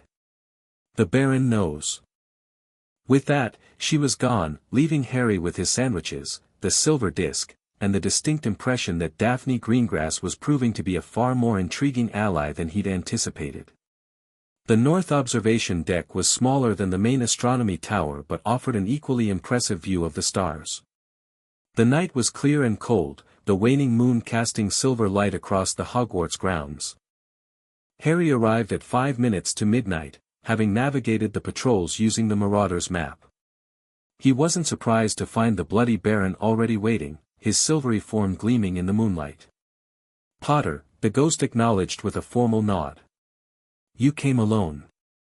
As requested, Harry confirmed, though he sensed Peeves' presence nearby, hidden but watchful. I requested it, yet I knew the poltergeist would accompany you regardless. Your bond makes true separation impossible now. The Baron's hollow eyes studied him. You have questions about Blackthorn. You knew him, Harry said. Personally. I did. In life, before these chains. The Baron rattled his ethereal bonds. He was brilliant. Charismatic. A pioneer in understanding the relationship between the living and spirit worlds. And a monster who consumed spirits for power, Harry added. That came later, the Baron replied. After his obsession with immortality consumed him. The ghost drifted closer. What the history books don't record, what Hogwarts deliberately erased, is that Octavius Blackthorn was not merely a professor here. He was the fifth founder. Harry's eyes widened. What? Hogwarts was not built by 4, but 5. Gryffindor, Hufflepuff, Ravenclaw, Slytherin, and Blackthorn, who specialized in the magic of life, death, and the spaces between. The Baron's voice was grim. His contribution was the creation of Hogwarts' unique spiritual ecosystem, the enchantments that allow ghosts to remain, that give portraits their semblance of life, that eventually gave rise to Peeves himself. Why was he erased from history? Because of what he discovered through his research. He became convinced that spiritual energy was the key to immortality, not through Horcruxes or Philosopher's Stones, but through the consumption and integration of spiritual entities. The Baron gestured to the night sky. He believed the veil between worlds was thinnest here, at Hogwarts, because of the concentrated magic. Perfect for his experiments. So what happened? Harry pressed. How did he go from founder to, whatever he is now? The Baron was silent for a moment, as if gathering painful memories. He began with small experiments. Containing minor spirits, studying them. Then came the extractions, pulling the animating essence from portraits, consuming the energies of forest sprites. Finally, he turned to ghosts. The chains on the Baron's wrists rattled more violently. I was the first ghost of Hogwarts, you know. Created through violence and regret. He didn't elaborate, but Harry knew the story of his bloody death involved the Grey Lady. Blackthorn saw me as the perfect test subject. He consumed part of my essence before the other founders stopped him. Harry felt sick. That's why you wear chains. Not just as penance for your death, but as protection from Blackthorn. Yes. Spiritual iron, forged by Gryffindor himself. It anchors what remains of me to this plane, prevents further consumption. The Baron's hollow eyes seemed to look beyond Harry. The founders fought Blackthorn in a battle that nearly destroyed the castle. They couldn't kill him, he had already become something beyond mortality. So they created a banishment ritual, forcing him into the spaces between worlds. But they didn't destroy him, Harry concluded. And now he's found a way back. Not completely, not yet.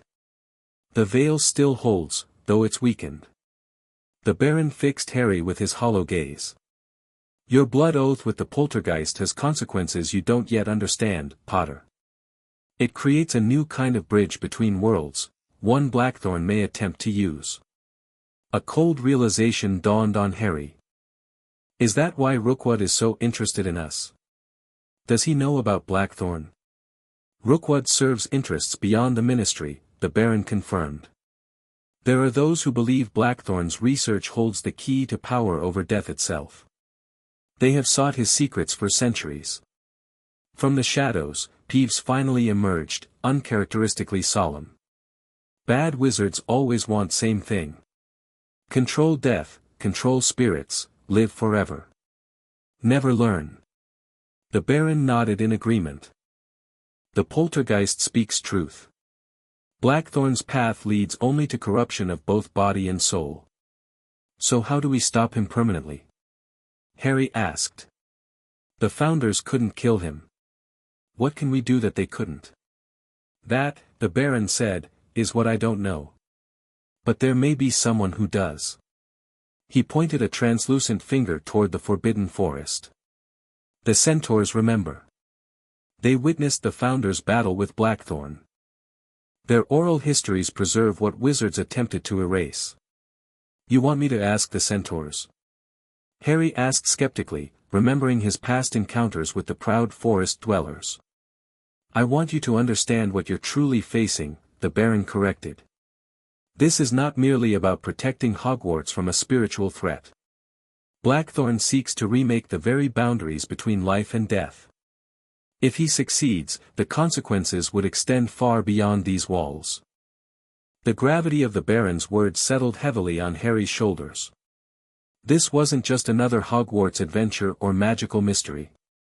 It was existential, for the school, for the wizarding world, perhaps for the very concept of mortality itself. There is one more thing you should know, the Baron added, his voice dropping lower. Peeves was not an accident of Hogwarts' magical environment, as most believe. He was a deliberate creation, Blackthorn's final project before his banishment. Harry turned to Peeves in shock. The poltergeist twisted uncomfortably in the air, avoiding his gaze. Peeves was designed to be a vessel, the Baron continued. A chaos entity that could exist in both worlds simultaneously, intended eventually to host Blackthorn's consciousness if his physical form was destroyed. Is that true? Harry asked Peeves directly. The poltergeist spun in agitation. Peeves remembers little from beginning. Just chaos and noise and magic. Then freedom. Mischief. Fun. His usual manic energy was subdued. But sometimes, dreams. Old dreams. Dark dreams. Someone else's dreams. The blood oath has likely awakened these dormant connections, the Baron observed. Which makes your situation both dangerous and potentially valuable. You may have inadvertently created the one thing that can truly bind Blackthorn, by giving his creation free will and a connection to a living soul. Harry's mind raced with implications. So our bond might be able to trap Blackthorn permanently? Perhaps.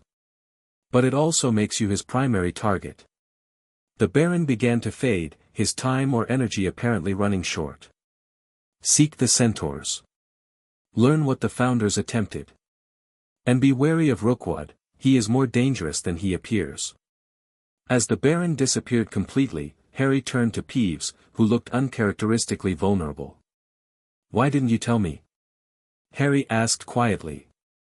Peeves didn't remember, the poltergeist insisted. Not clearly. Just, feelings. Bad feelings about beginning. He drifted closer to Harry. Peeves is Peeves now. Not Blackthorn's tool. Never Blackthorn's tool. Harry nodded slowly. I believe you. And surprisingly, he did. Through their bond, he could sense the poltergeist's genuine distress and resolve. We'll figure this out together. As they made their way back to Gryffindor Tower, Harry's mind turned to the Forbidden Forest and the centaurs who might hold crucial answers. But first, he needed allies who could help navigate the increasingly dangerous political waters at Hogwarts, and he knew exactly where to start. The Room of Requirement had configured itself as a perfect training space, high ceilings, cushioned floors, and practice dummies arranged in a circle. Harry paced while waiting for the others to arrive, Peeves zipping around the room in apparent agitation. Hermione arrived first with Ron, who had finally been fully briefed on the situation and looked both concerned and excited by turns. Bloody hell, mate, he said, staring at Peeves. You really went and blood-bonded with the castle poltergeist. Language, Ronald, Hermione sighed, though her own attention was fixed on the silver disc Harry had placed on a side table. Is that a spectral dampener? Those are incredibly rare. Greengrass family special, came Daphne's voice as she entered with her younger sister Astoria.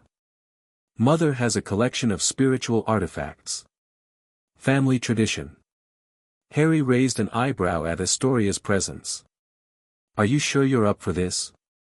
You were unconscious until recently. The younger Greengrass, who resembled her sister but with softer features and lighter hair, lifted her chin defiantly. They tried to take a piece of my soul. I'm not sitting this out. Luna drifted in last, looking dreamily around the room before focusing on Peeves with unusual intensity. Your colors have changed, she observed. More purple now. Interesting. Right, Harry said, calling everyone's attention. Thanks for coming. After my conversation with the Bloody Baron last night, it's clear we're facing something bigger than we realized. He summarized what he'd learned: Blackthorn's identity as the erased fifth founder, his research into spiritual consumption, and his connection to Peeves' creation. The revelation about Peeves being designed as a potential vessel drew shocked looks from everyone except Luna, who merely nodded as if confirming a long-held suspicion. That explains the Ministry's interest, Hermione said thoughtfully. If Rookwood knows about Blackthorn's research, he might see you and Peeves as the key to recovering lost knowledge about spiritual manipulation. Or as a threat to whatever he's planning, Ron added. Both, probably, Daphne said. The question is, what do we do now?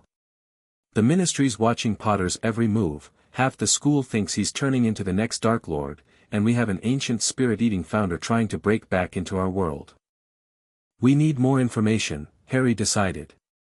The Baron suggested talking to the centaurs about what really happened when the founders banished Blackthorn. The centaurs? Ron groaned. They're not exactly friendly, mate. They might talk to me, Luna offered. I've been leaving honey cakes for them at the forest edge. They've started leaving interesting stones in return. And we need to understand exactly what Rookwood is up to, Harry continued. Daphne, you mentioned Project Orpheus? She nodded.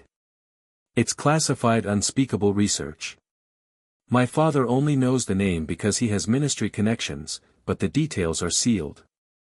I bet the Department of Mysteries has records, Hermione suggested. If only we could access them somehow. Meanwhile, we should start preparing defensively, Harry said.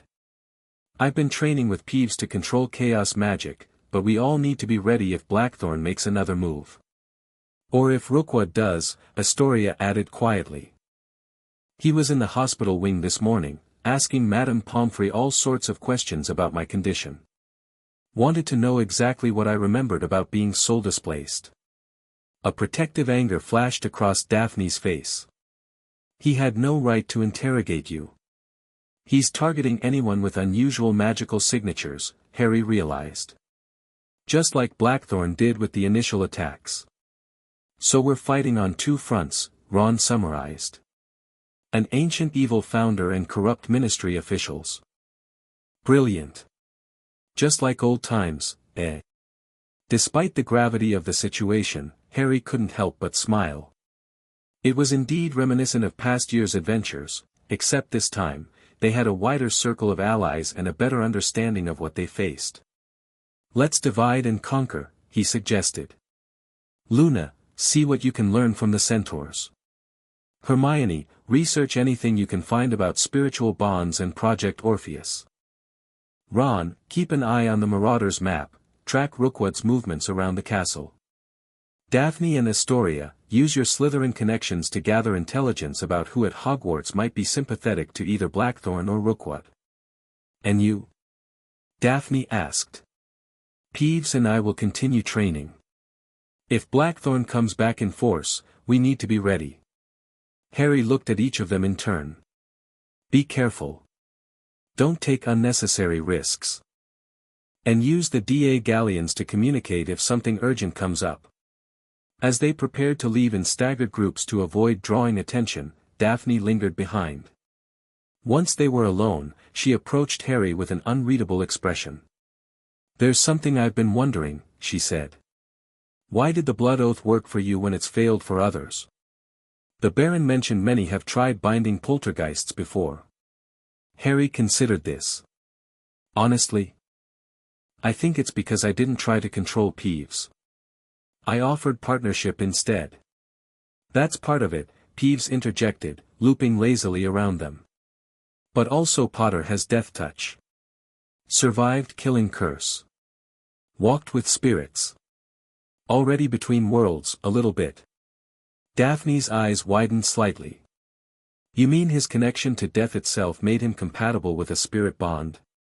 Peeves thinks so, the poltergeist confirmed. Potter smells different to spirits. Always has. Comforting, Harry muttered. Daphne studied him with new interest. You really are uniquely suited to this, aren't you? Not just because of luck or circumstance, but because of what you are. And what am I, exactly? Harry asked, uncomfortable with her penetrating gaze. I'm not entirely sure, she admitted. But I think we're going to find out. She moved toward the door, then paused. For what it's worth, Potter, I don't think you're going dark. I think you're exactly where you need to be, doing exactly what you're meant to do. With that surprisingly supportive statement, she left, leaving Harry alone with Peeves and the weight of growing responsibilities. She likes you, Peeves observed with a mischievous grin. She's being practical, Harry countered. Slytherins are good at alliances. Peeves cackled. Peeves sees more than humans think. Greengrass Girl watches Potter even when Potter doesn't watch back. Has for years. Before Harry could process this surprising information, Peeves spun into a more serious posture. Now. More training. Peeves remembers more things. Important things for fighting Blackthorn. Pushing thoughts of Daphne aside, Harry focused on the task at hand. Whatever her reasons for helping, he was grateful for her alliance, and perhaps, friendship, in the challenges ahead. Days passed in a rhythm of training, research, and careful maneuvering to avoid Rookwood's increasingly intrusive investigation. The Ministry team had expanded, now including specialists in magical law enforcement who interviewed students about the Shrieking Shack incident and monitored the castle's spiritual activity with ever more sophisticated equipment. The Daily Prophet continued its sensationalist coverage, now featuring expert opinions on the dangers of blood oaths and speculating about Harry's mental stability.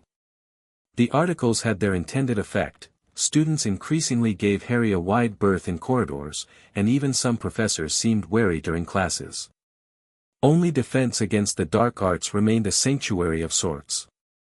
Professor Lupin, who had returned to teach after lobbying for McGonagall and reforms in werewolf legislation, made a point of treating Harry normally and even incorporated some theoretical discussion of spectral entities into his lessons.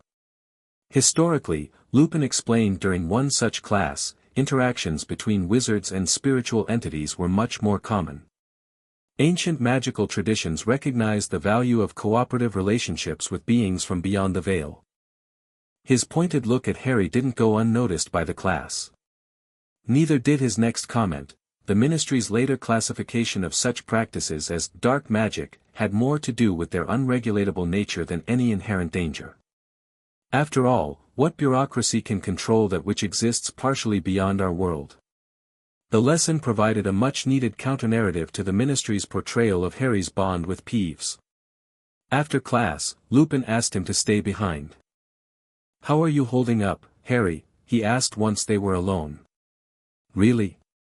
"I'm managing," Harry replied, appreciating the genuine concern. "The training with Peeves is going well, but Rookwood's investigation is making everything harder." Lupin's expression darkened at the mention of Rookwood. "Be careful around him, Harry. During the First War, he wasn't just any Death Eater, he specialized in experimental magic involving souls and spirits. Even the other Death Eaters found his research disturbing." "The Baron mentioned something similar," Harry acknowledged. "He said Rookwood serves interests beyond the Ministry." "I believe it." Lupin leaned against his desk. "McGonagall is doing what she can to limit his access, but his authority from the Department of Mysteries gives him considerable leeway. Professor, what do you know about something called Project Orpheus?" Lupin looked startled. "Where did you hear that name?" Daphne Greengrass overheard Rookwood mention it. "It's not something discussed openly," Lupin said carefully. "But there have been rumors for years about an unspeakable initiative studying ways to manipulate the barrier between life and death. Named after the mythological figure who traveled to the underworld and returned." He paused. "Some say it began after the First War against Voldemort, inspired by rare cases of survival against killing curses." The implication was clear. "Me," Harry said. "They started it because of what happened to me as a baby." "Possibly," Lupin conceded. If so, your bond with Peeves would represent a significant development for their research, proof that living wizards can form stable connections to beings beyond the veil. The conversation was interrupted by a sharp rapping at the classroom door.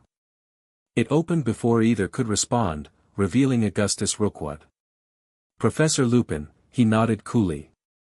Mr. Potter. I hope I'm not interrupting anything important.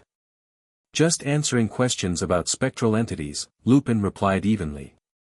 Given recent events, students are naturally curious.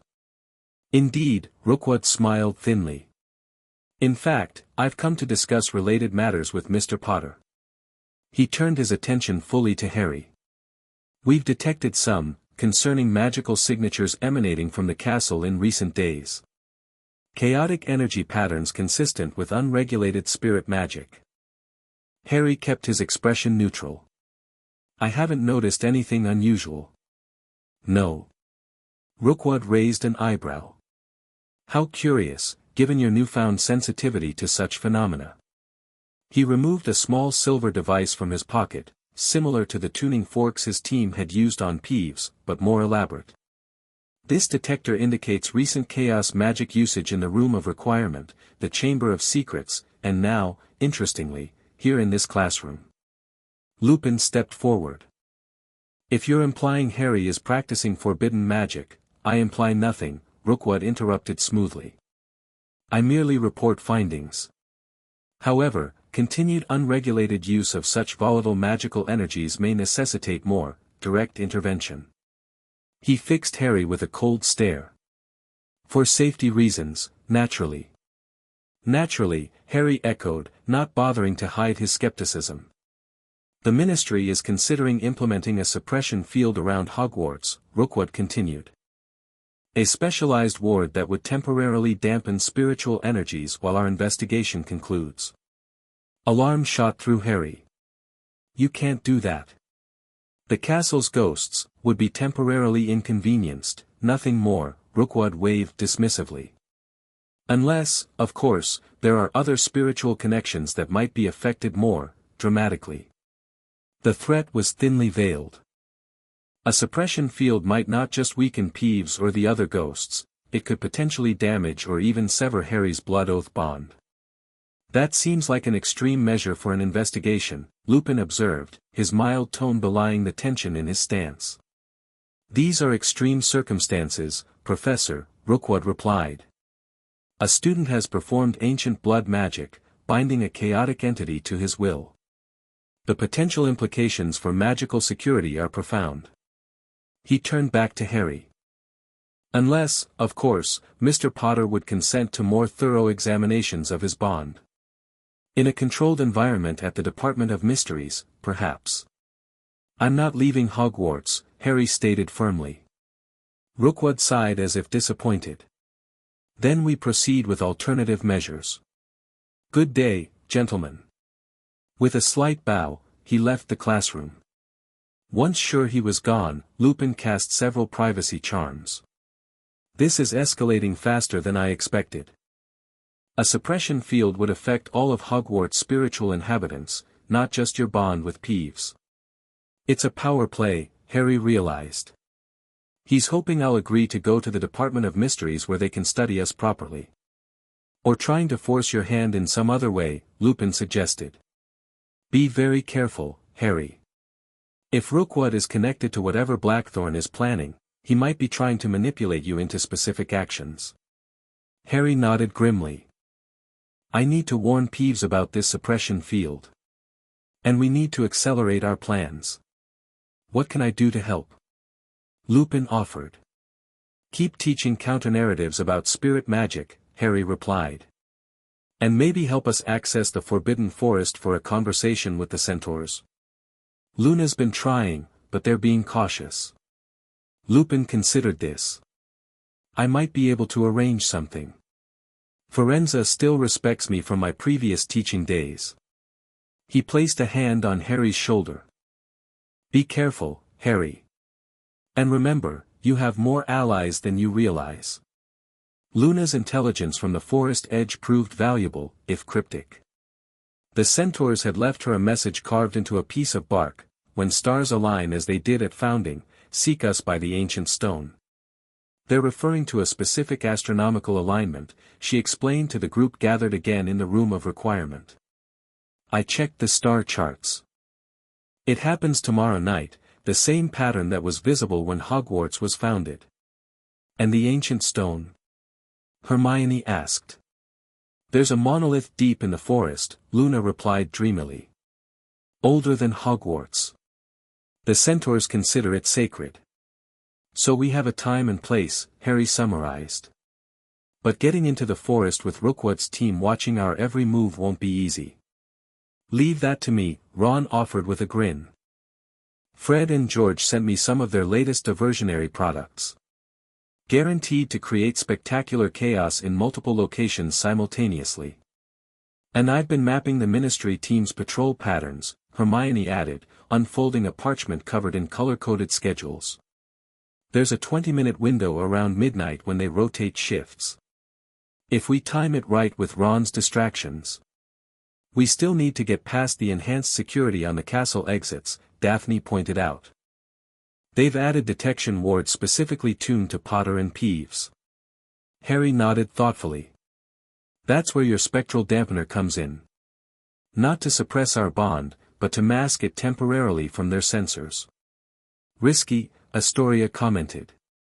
If it works too well, you could lose your connection to Peeves at a critical moment. Worth the risk, Harry decided. We need what the centaurs know about Blackthorn. Their planning continued late into the evening, each contributing their unique skills and knowledge. Harry marveled at how smoothly they worked together, Gryffindors, Ravenclaws, and Slytherins united by a common purpose despite house rivalries and personal differences. As they finished, Daphne pulled Harry aside. There's something else you should know. Rumors are circulating in Slytherin about Blackthorn. What kind of rumors? Harry asked, immediately alert. The kind that sound like recruitment pitches, she replied grimly. Stories about an ancient wizard who discovered the secret to transcending death, who was unjustly banished by the founders for his revolutionary ideas. Someone's preparing the ground for Blackthorn's return, Harry realized. Creating sympathizers. Daphne nodded. And it's working with some of them. Students whose families lost status after the war, who feel the current ministry doesn't represent their interests. Do you know who's spreading these stories? Not directly, but they started after one of Rookwood's assistants spent time interviewing several Slytherin prefects. She lowered her voice further. I've also noticed strange gatherings in the dungeons. Students meeting secretly, not just Slytherins. They scatter when approached. The implications were disturbing. Not only was Rookwood investigating Harry and Peeves, he might be actively cultivating support for Blackthorn among the student body. Keep an eye on it, Harry requested. If you can identify who's involved without putting yourself at risk. Already on it, Daphne assured him. Astoria and I have our own information network. As their meeting concluded and everyone prepared to leave, Harry found himself walking beside Daphne through the empty corridors. Their path to their respective dormitories overlapped for several minutes, creating an opportunity for conversation away from the others. Can I ask you something personal? Harry ventured after they'd walked in companionable silence for a while. You can ask, Daphne replied with a hint of amusement. I might even answer. Why did you really get involved in all this? It can't just be about repaying a debt for Astoria. She considered the question, her pace slowing slightly. Partly it's pragmatic. If Blackthorn succeeds in whatever he's planning, we all suffer. The Greengrass family has always prioritized survival above ideology. And the other part? Harry pressed. Daphne glanced at him sideways.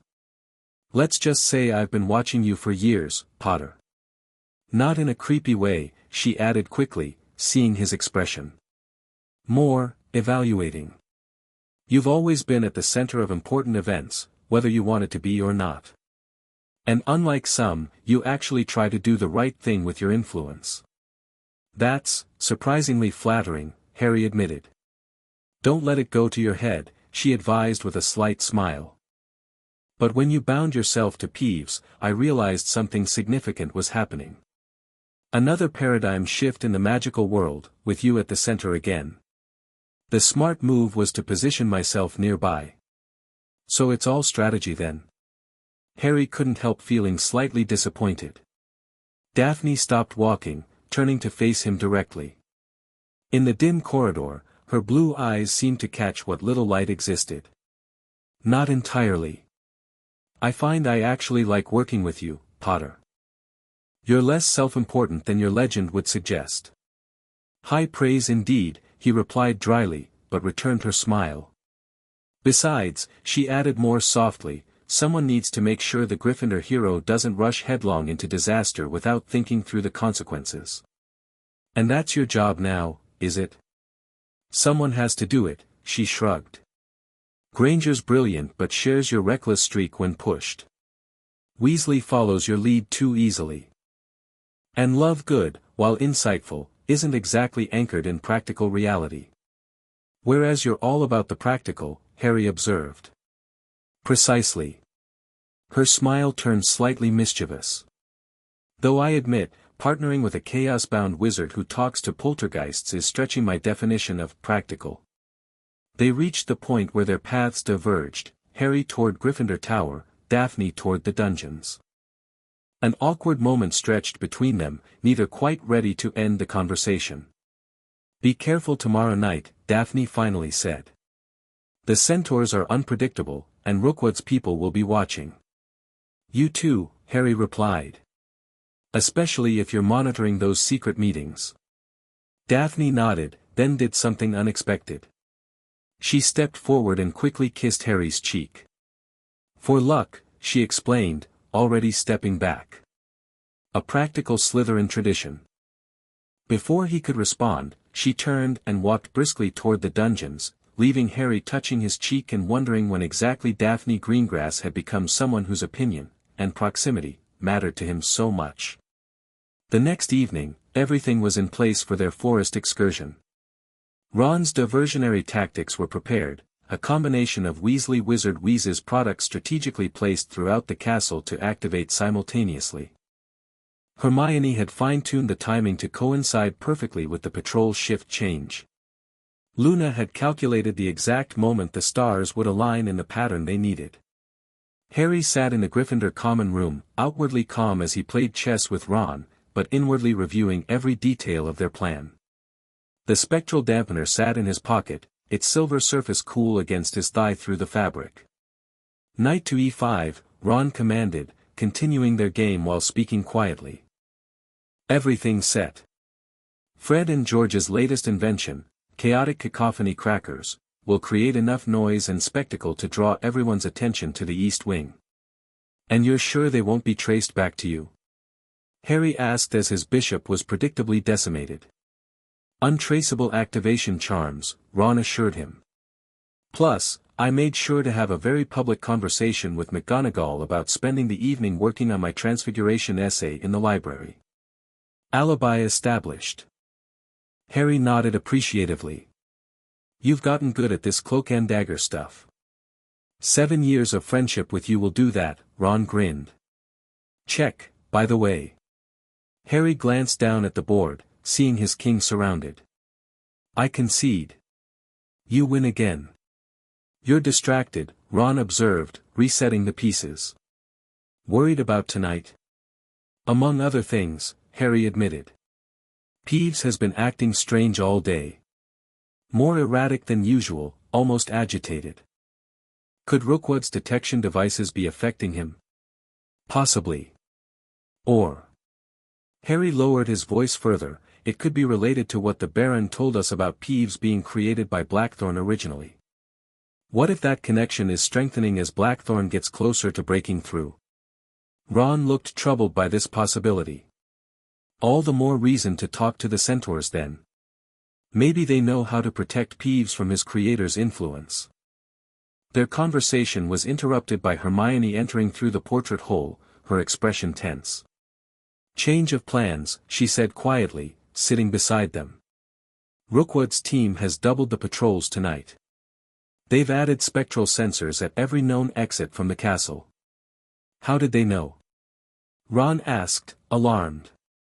They might not know specifically, Hermione reasoned. But they clearly suspect something. I overheard two of them discussing unusual magical convergences predicted for tonight. The star alignment, Harry realized. They know its significance. Exactly.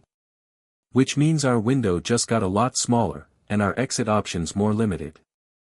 Hermione looked grimly determined. Luna's waiting with Daphne near the one-eyed witch passage. It's our best shot now, the sensors there are weaker because of interference from the statue's own magic. Harry nodded, abandoning the chess game. Then we move now, before they realize that weakness and reinforce it. The three made their way carefully through the castle, using the Marauder's map to avoid patrols. They found Luna and Daphne waiting as planned, both dressed in dark clothes suitable for a nighttime forest expedition. The stars align in 43 minutes, Luna informed them dreamily. We should hurry. The centaurs don't appreciate tardiness. What about the diversions? Daphne asked. Still set to go off in 15 minutes, Ron confirmed. We'll be through the passage by then, and the chaos should cover our tracks. Harry tapped the statue with his wand. Descendium, he whispered, and the witch's hump opened to reveal the secret passage to Honeydukes. I'll go first, he decided, then Luna to guide us to the stone, followed by Hermione, Daphne, and Ron covering our rear. The passage was as dark and cramped as Harry remembered from his earlier years. They moved quickly, lighting their way with the dimmest possible Lumos charms to avoid detection. Harry felt the cool spot in his mind that represented his connection to Peeves grow increasingly active as they progressed. Peeves. He called silently through their bond. Everything all right? The response came immediately, the poltergeist's mental voice sounding strained. Not all right. Ministry men set traps. Spirit snares throughout castle. Peeves barely escaped. Alarm shot through Harry. Where are you now? Following Potter. Invisible. Weak. Need chaos energy soon. We're heading to meet the centaurs. Can you make it that far? Peeves will try. But hurry. Bad feelings growing stronger. He pulls on old connections. The implication was clear and troubling. Blackthorn was actively trying to reassert control over his creation. Harry relayed this information to the others as they emerged from the passage into the Honeyduke's cellar. We need to move fast, he concluded. Both to make the star alignment and to help Peeves. They slipped out of Honeyduke's, closed for the night, and made their way through Hogsmeade toward the forest edge. The night was clear but moonless, offering good cover as they moved between shadows.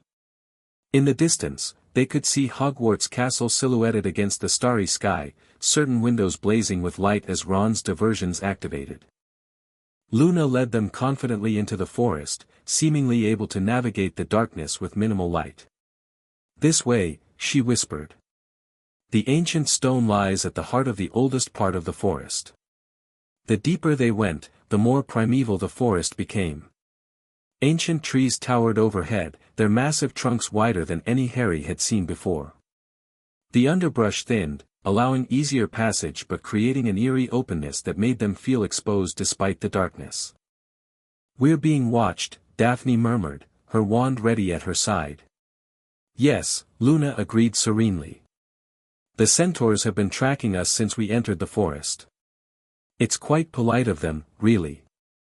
As if summoned by her acknowledgement, a centaur stepped into their path, not Forenza, whom Harry recognized, but an older, grey-flecked centaur with stern features and crossed arms. Humans, he stated flatly, you trespass in our territory. Luna stepped forward, offering a bundle of herbs Harry hadn't noticed her carrying. We come seeking wisdom under the Founder's stars, as the message suggested. The centaur accepted the herbs, examining them carefully before nodding. The dreaming one understands our ways.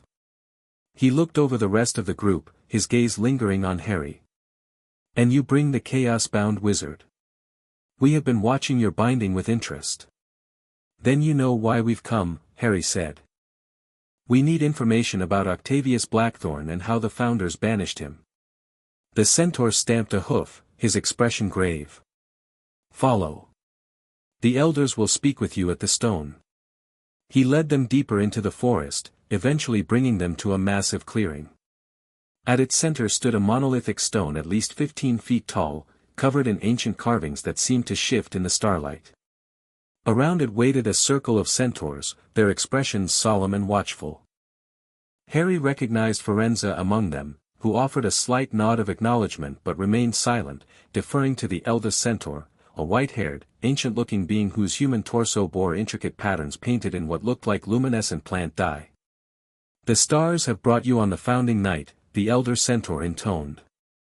As they once witnessed the binding of the fifth founder to the spaces between, they now witnessed the binding of chaos to a living wizard.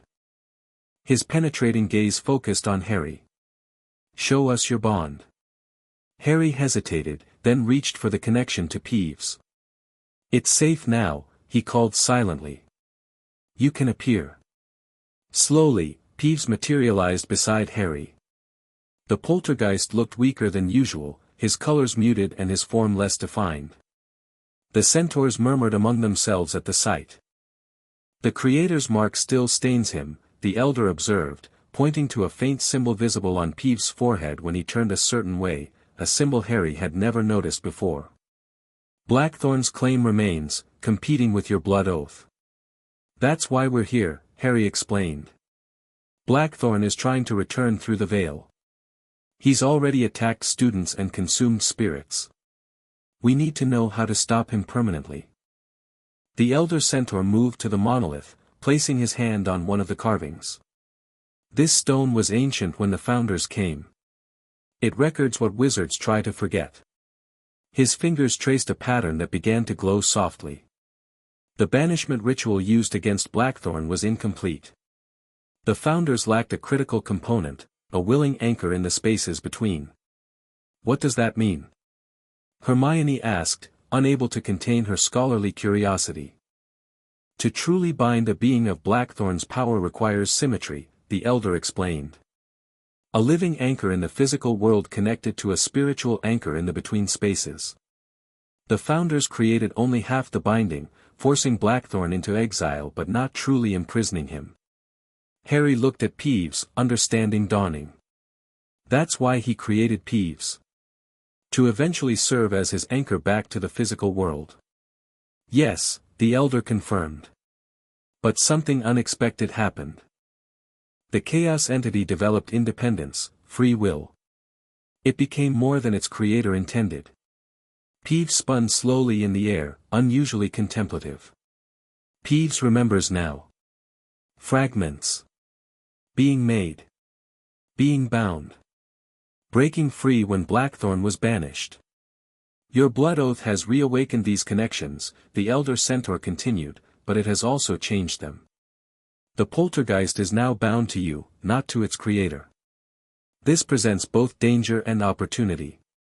How so? Harry asked. The elder gestured to the stars overhead, now perfectly aligned in the pattern Luna had described. The founder's banishment can be completed, made permanent. But it requires what they lacked, a willing spiritual anchor bound to a living wizard who can serve as the physical anchor. The implications hit Harry like a physical blow. You mean Peeves and me? The blood oath you created forms the perfect binding mechanism, the elder confirmed. But to use it requires great sacrifice. The poltergeist must willingly enter the spaces between to bind Blackthorn there eternally. And you, as the living anchor, would forever carry part of that burden. What kind of burden? Daphne asked sharply. A connection to the spaces between for as long as he lives, the elder replied gravely. Dreams of other realms. Visions of what exists beyond the veil. A foot in both worlds until death finally claims him. Silence fell over the clearing as everyone absorbed this information. The centaurs remained motionless, waiting for Harry's response. There's no other way, he finally asked. None that we know, the elder answered. The founders searched for alternatives but found none. It was their reluctance to sacrifice one of their own that left the banishment incomplete. And if we don't do this? If Blackthorn manages to fully return? Then the boundaries between worlds will continue to erode, the elder said simply. What begins with ghosts and spirits will eventually extend to the recently deceased, then to living souls. The natural order would collapse. Harry looked at Peeves, who had been uncharacteristically quiet throughout the exchange. What do you think? This would mean you'd have to leave Hogwarts, be trapped with Blackthorn. The poltergeist drifted closer to Harry. Peeves was made for purpose. Wrong purpose. Bad purpose. This is better purpose. There was a dignity to the chaos spirit that Harry had never witnessed before. Peeves chooses. Freely. Emotion tightened Harry's throat. Through their bond, he felt Peeves' sincerity, a chaotic being finding meaning in sacrifice. How would we complete this binding? He asked the elder. The ritual requires the founding stars, which align tonight, the centaur explained. It must be performed at a place where the veil is already thin, where Blackthorn's influence can be felt most strongly. The shrieking shack, Luna suggested immediately. The veil was thinnest there during the last attack. The elder nodded. The ritual itself is simple but demanding. The blood-bound pair must call forth Blackthorn using elements of his original binding, then reverse the magic to pull him permanently beyond the veil rather than allowing him passage back through it. What elements? Hermione asked practically.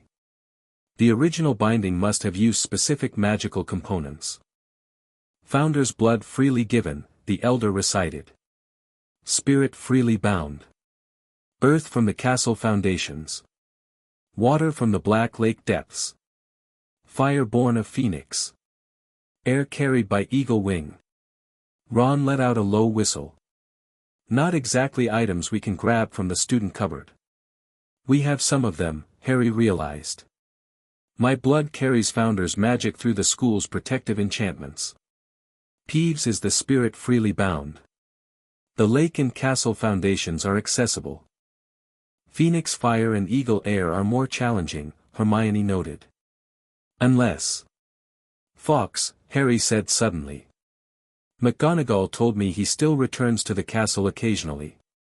And Ravenclaw's diadem had eagle motifs, perhaps something remains in the room of hidden things, even after the fire. Plans began forming rapidly as they discussed possibilities. The centaurs provided more detailed instructions for the ritual, including the precise words and movements required. Time was limited, the star alignment would last only until dawn, and Blackthorn was growing stronger each day. As they prepared to leave, the elder centaur approached Harry privately. There is one thing more you should know, Chaos-bound one. The ritual's success depends on perfect synchronicity between you and your spiritual counterpart. Any hesitation, any doubt from either party, will result in catastrophic failure. We understand each other, Harry assured him. Do you? The ancient centaur's eyes reflected starlight. The poltergeist's nature is chaos itself. Predictable unpredictability. When the moment comes, can you truly trust chaos to follow the path you've chosen together? It was a profound question, one that struck at the heart of Harry's relationship with Peeves.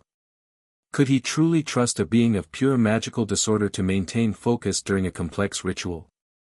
Through their bond, he felt Peeves' response before the poltergeist spoke aloud. Chaos chooses, Peeves said firmly. Peeves chooses Harry Potter. The elder centaur studied them both, then inclined his head in acknowledgement. Then we shall see if chaos can bind chaos. Go now. The stars will not wait, and neither will your enemy. They emerged from the forest with a clear plan but limited time. Dawn was hours away, but gathering the ritual components and returning to the shrieking shack would consume most of their remaining window. We need to split up, Harry decided as they reached the edge of Hogsmeade. Hermione, you and Ron try to reach the room of hidden things to find something with Ravenclaw's eagle essence. Luna, see if you can somehow call Fawkes. if anyone can communicate with a phoenix, it's you. I'll come with you, Daphne stated rather than offered. You'll need help gathering the water and earth components, and extra protection in case Rookwood's people are still patrolling. Harry nodded, secretly relieved at her offer. We'll meet at the Shrieking Shack in 2 hours. If anyone can't make it or finds trouble, use the DA galleons to signal. As they separated, Harry and Daphne headed toward the lake first.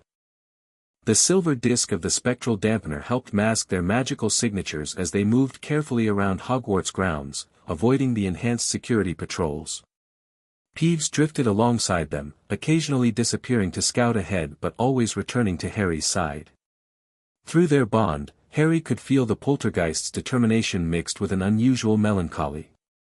You don't have to do this, Harry said quietly as they reached the lake's edge. We could find another way. No other way, Peeves replied simply. Peeves knows. Peeves accepts. We'll need to dive deep, Daphne interjected practically. The ritual requires water from the lake's depths, not the surface. Harry cast a bubblehead charm on himself and Daphne, then created a small spectral light infused with Peeves' energy that would illuminate the depths without attracting attention from the surface. The black lake was cold and dark, but their enhanced light revealed the underwater landscape as they swam deeper. Strange plants and sleeping water creatures loomed in the shadows. Harry felt a pang of nostalgia, remembering the Triwizard Tournament task years earlier. At the deepest point they could reach, Harry conjured a crystal vial and filled it with the pressure-dense water. As they turned to swim back to the surface, movement caught their attention, a contingent of mere people watching from the shadows, their expressions unreadable. One swam forward, carrying something small and glittering, a scale or gem of some kind. She offered it to Harry with a gesture that seemed both respectful and insistent. What is it? Daphne's voice sounded distorted through her bubblehead charm. Harry accepted the offering carefully. I think they want to help. They must sense what's happening too. The merperson nodded solemnly before retreating with her companions into the darker depths. Back on the surface, they examined the gift, a crystallized tear from the lake's resident sea serpent, according to Peeves, who recognized it immediately. Powerful magic, the poltergeist explained. Creature older than Hogwarts. Knows things. Feels things in water. Will it help the ritual? Harry asked. Oh yes, Peeves confirmed. Makes water element stronger. Better binding. Their next task proved more challenging, obtaining earth from the original castle foundations. The most direct access was through the Chamber of Secrets, but reaching it without being detected by Rookwood's increasingly sophisticated monitoring systems required all their combined skill. They used a rarely traveled passage from the boathouse, employing the spectral dampener to mask their magical signatures and Peeves' ability to partially phase them through solid matter at critical junctures. The sensation of passing partially through walls was disorienting, a cold, tingling pressure that made Harry's teeth ache, but effective. In the chamber, Harry directed them to a section of wall where the stonework differed subtly from the rest, older, rougher blocks that predated Slytherin's later modifications. This is part of the original foundation, he explained. The chamber was built incorporating elements of the earliest castle structure. Using a small silver trowel Daphne had brought, they carefully extracted soil from between the ancient stones, placing it in a matching crystal vial. 2 elements collected, Daphne noted, checking the time. 1 hour until our rendezvous at the shack. Do you think the others will succeed with the Phoenix Fire and Eagle Air? If anyone can find Ravenclaw remnants, it's Hermione, Harry replied. And Luna has ways of communicating with magical creatures that defy explanation. As they prepared to leave the chamber, Peeves suddenly tensed, spinning in agitation. Someone comes. Ministry man. The Dark One. Rookwood, Harry hissed. How did he find us? The dampener must be weakening, Daphne suggested urgently. It has limits, especially against specialized detection magic. They could hear footsteps now, echoing from the entrance tunnel. Harry made a split-second decision. Peeves, take Daphne and the components through the back exit. Get to the Shrieking Shack. I'll delay Rookwood and follow when I can. Potter, don't be an idiot, Daphne protested. We stay together. The ritual components are more important than any of us, Harry insisted. If Rookwood gets them, we lose our chance to stop Blackthorn permanently. He pressed the vials into her hands. Please, Daphne. Trust me on this. She held his gaze for a tense moment, then nodded sharply. Fine. But if you get yourself killed, I'll be extremely disappointed. Noted, Harry smiled grimly. Peeves swooped down, grabbing Daphne's arm. This way, Greengrass girl. Secret tunnel. Salazar's escape route. As they disappeared through a concealed opening behind a serpent statue, Harry turned to face the main entrance, positioning himself casually beside Slytherin's enormous stone face as if he'd been waiting there all along. Rookwood emerged from the tunnel moments later, wand drawn but not directly pointed at Harry. His refined features showed mild surprise that quickly transformed into calculating pleasure. Mr. Potter. How interesting to find you here, of all places. His gaze swept the chamber. And alone, without your spectral companion. Most unusual. Just revisiting old memories, Harry replied easily. This place played a significant role in my Hogwarts education. Indeed. Rookwood stepped further into the chamber, his wand casually tracking Harry's movements. Though I find the timing curious, given tonight's unusual astronomical alignment and the sudden spike in chaotic magical energy throughout the castle grounds. Harry shrugged. I wouldn't know anything about that. Astronomy was never my best subject. No. Rookwood's smile didn't reach his eyes. Yet here you are, in a location directly connected to Hogwarts' original foundations, on the night when the founding stars align for the first time in centuries. He moved closer. I think you understand far more than you admit, Mr. Potter. About Blackthorn. About the ritual. About what's truly at stake. The direct mention of Blackthorn confirmed Harry's suspicions about Rookwood's true interests. And what exactly is at stake, Mr. Rookwood? Beyond your department's official investigation. The future of Wizardkin's relationship with death itself, Rookwood replied with sudden intensity. Blackthorn wasn't a villain, Potter. He was a visionary who understood that the barrier between worlds is an artificial constraint, not an immutable law. He consumes spirits, Harry countered. Destroys ghosts. Displaces living souls. All necessary steps in a greater revolution, Rookwood waved dismissively. You've experienced death and returned. You've bound chaos to your will. Surely you of all people can appreciate the potential in transcending traditional boundaries. What I appreciate is not meddling with forces beyond my understanding, Harry replied, carefully edging toward the tunnel entrance. Something the Department of Mysteries seems to have forgotten. Rookwood's expression hardened. Project Orpheus has spent decades researching what you stumbled upon by accident. Your bond with the poltergeist represents the first successful bridging of the gap between physical and spiritual existence in centuries. He raised his wand more directly. We cannot allow you to potentially close that door forever with the Founder's ritual. So he knew exactly what they were planning. Harry wondered how many of their conversations had been monitored, how long Rookwood had been manipulating events from the shadows.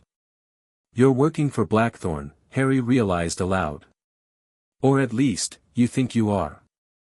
But he'll consume you just like all the others once he's finished using you. I serve the advancement of magical knowledge, Rookwood corrected stiffly. Blackthorn offers insights into spiritual manipulation that could revolutionize our understanding of magic itself. Project Orpheus merely seeks to document and harness these insights. By helping a spirit-eating monster return to our world. By controlled observation of unprecedented spiritual phenomena, Rookwood insisted. But I can see reasoning with you is futile. The Ministry has authorized me to take you into protective custody until this situation resolves itself. Harry felt Peeves' presence returning through their bond, the poltergeist had successfully delivered Daphne and the components to safety and was now racing back to help. "I don't think I'll be going with you," Harry said, allowing chaos energy to flow through their connection, preparing to defend himself. "You misunderstand," Rookwood smiled thinly. "It wasn't a request." With surprising speed for a scholarly-looking wizard, Rookwood cast a complex binding spell. Harry deflected it with a shield charm enhanced by Peeves' chaos magic, causing the spell to ricochet unpredictably around the chamber. "Interesting modification," Rookwood observed, genuinely intrigued despite the confrontation. "The chaotic element makes your magic less predictable." "That's the idea," Harry replied, following with a stunner that similarly wavered and shifted as it traveled, making it difficult to block precisely. Rookwood managed to deflect it but had to work harder than expected. "Most fascinating. Project Orpheus would benefit tremendously from studying your techniques." Not interested in being a research subject, Harry shot back, moving steadily toward the exit while keeping Rookwood engaged. The duel escalated quickly. Rookwood proved himself an exceptionally skilled wizard, employing obscure spells Harry had never encountered before. Many seemed designed specifically to disrupt spiritual connections, causing painful fluctuations in Harry's bond with Peeves. Harry countered with chaos-infused magic, using unpredictability to compensate for Rookwood's greater experience and knowledge. The chamber echoed with magical discharges as they traded increasingly powerful spells. "Almost there, Potter." Peeves' voice echoed in Harry's mind. "Hold on." Rookwood's next spell caught Harry by surprise, not attacking him directly but rather targeting the ceiling above. Stone debris rained down, forcing Harry to dive aside. The momentary distraction was enough for Rookwood to land a binding charm that wrapped magical cords around Harry's limbs. "A valiant effort," Rookwood remarked, approaching his captured quarry. But ultimately, whatever he planned to say next was interrupted as Peeves shot through the wall with explosive force, bringing with him a swirling vortex of chamber water, stone dust, and magical chaos that engulfed Rookwood before he could raise appropriate defenses. The unspeakable was lifted off his feet, tumbling helplessly in the chaotic miniature storm as Peeves cackled manically. "Ministry man goes for spin. Round and round and round again." Harry felt the binding cords loosen as Rookwood's concentration broke. Freeing himself, he grabbed his fallen wand and stunned the disoriented wizard as Peeves released him from the vortex. "Perfect timing," Harry grinned at the poltergeist. "Peeves knows how to make an entrance," the spirit replied proudly. They secured the unconscious Rookwood with his own binding spell, then quickly made their exit through the secret tunnel Peeves had used earlier. "The others?" Harry asked as they hurried. "All at shack," Peeves confirmed. "Got fire and air too." Phoenix came for Moon Girl. Relief flooded through Harry. They still had a chance to complete the ritual before dawn broke and the founding stars dispersed.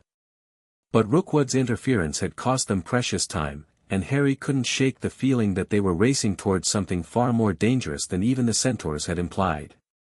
The shrieking shack still bore the scars of their previous confrontation with Blackthorn. The collapsed sections had been haphazardly repaired, creating an unsettling asymmetry to the already disturbing structure. As Harry approached with Peeves, he could feel the veil's thinness here, a subtle pressure against his consciousness, like standing too close to high-voltage electrical lines. Inside, the others waited anxiously. Hermione rushed forward when Harry entered. "Thank goodness. When Daphne arrived without you, Rookwood intercepted us in the chamber," Harry explained quickly. "He's working with or for Blackthorn in some capacity. Something called Project Orpheus." "We know," Ron said grimly. "We had our own close call. 2 of his assistants nearly caught us coming out of the room of requirement. But look what we found." He held up a small silver feather, unmistakably from Ravenclaw's diadem. Somehow it had survived the fiend fire that had consumed the room of hidden things during the Battle of Hogwarts. "And Luna?" Harry asked, not seeing the blonde girl. "Preparing the ritual circle upstairs," Hermione replied. "And you won't believe it, Fawkes actually came to her." He's provided a freely given tail feather for the phoenix fire element. The news bolstered Harry's confidence. The ritual components were coming together despite the obstacles. But Daphne's expression remained troubled as she approached him. "Potter, there's something you should know before we proceed." Her voice was low, ensuring only he could hear.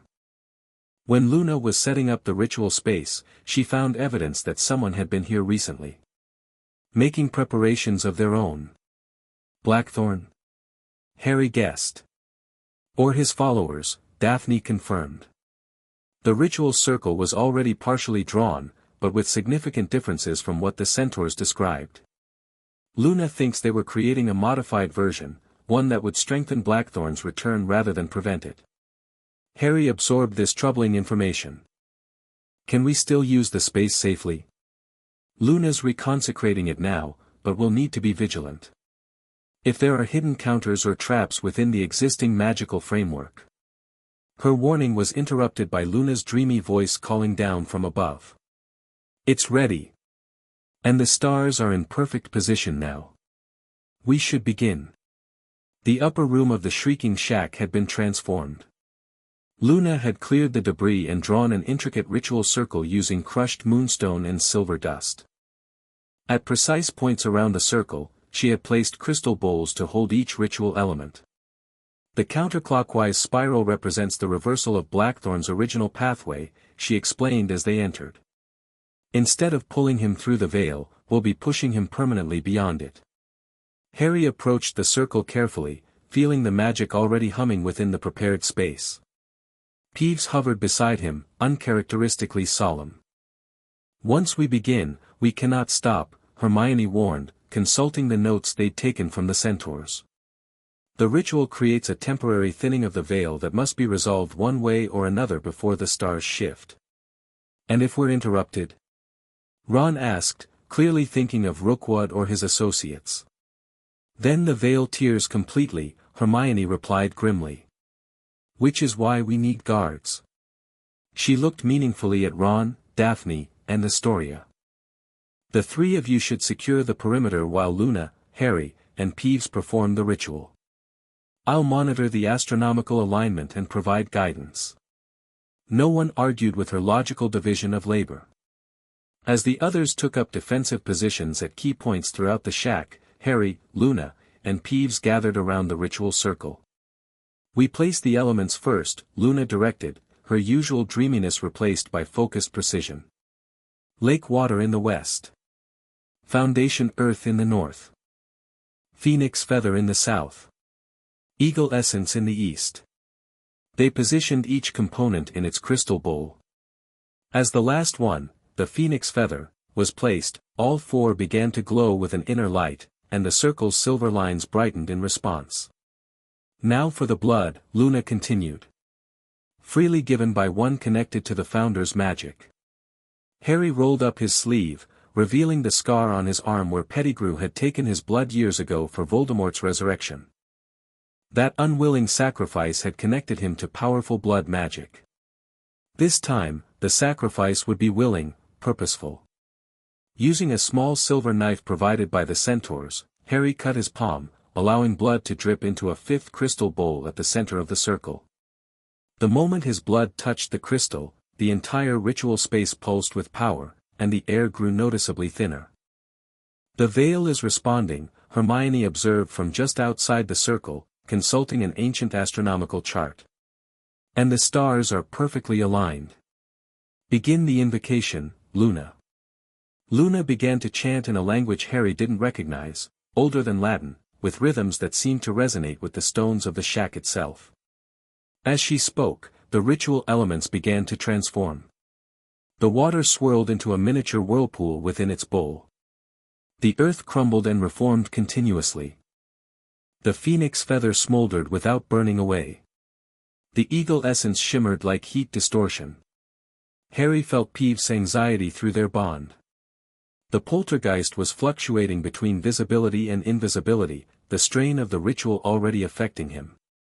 Stay with me, Harry encouraged silently. We do this together. Luna's chant reached a crescendo, then stopped abruptly. The ritual space filled with tense silence.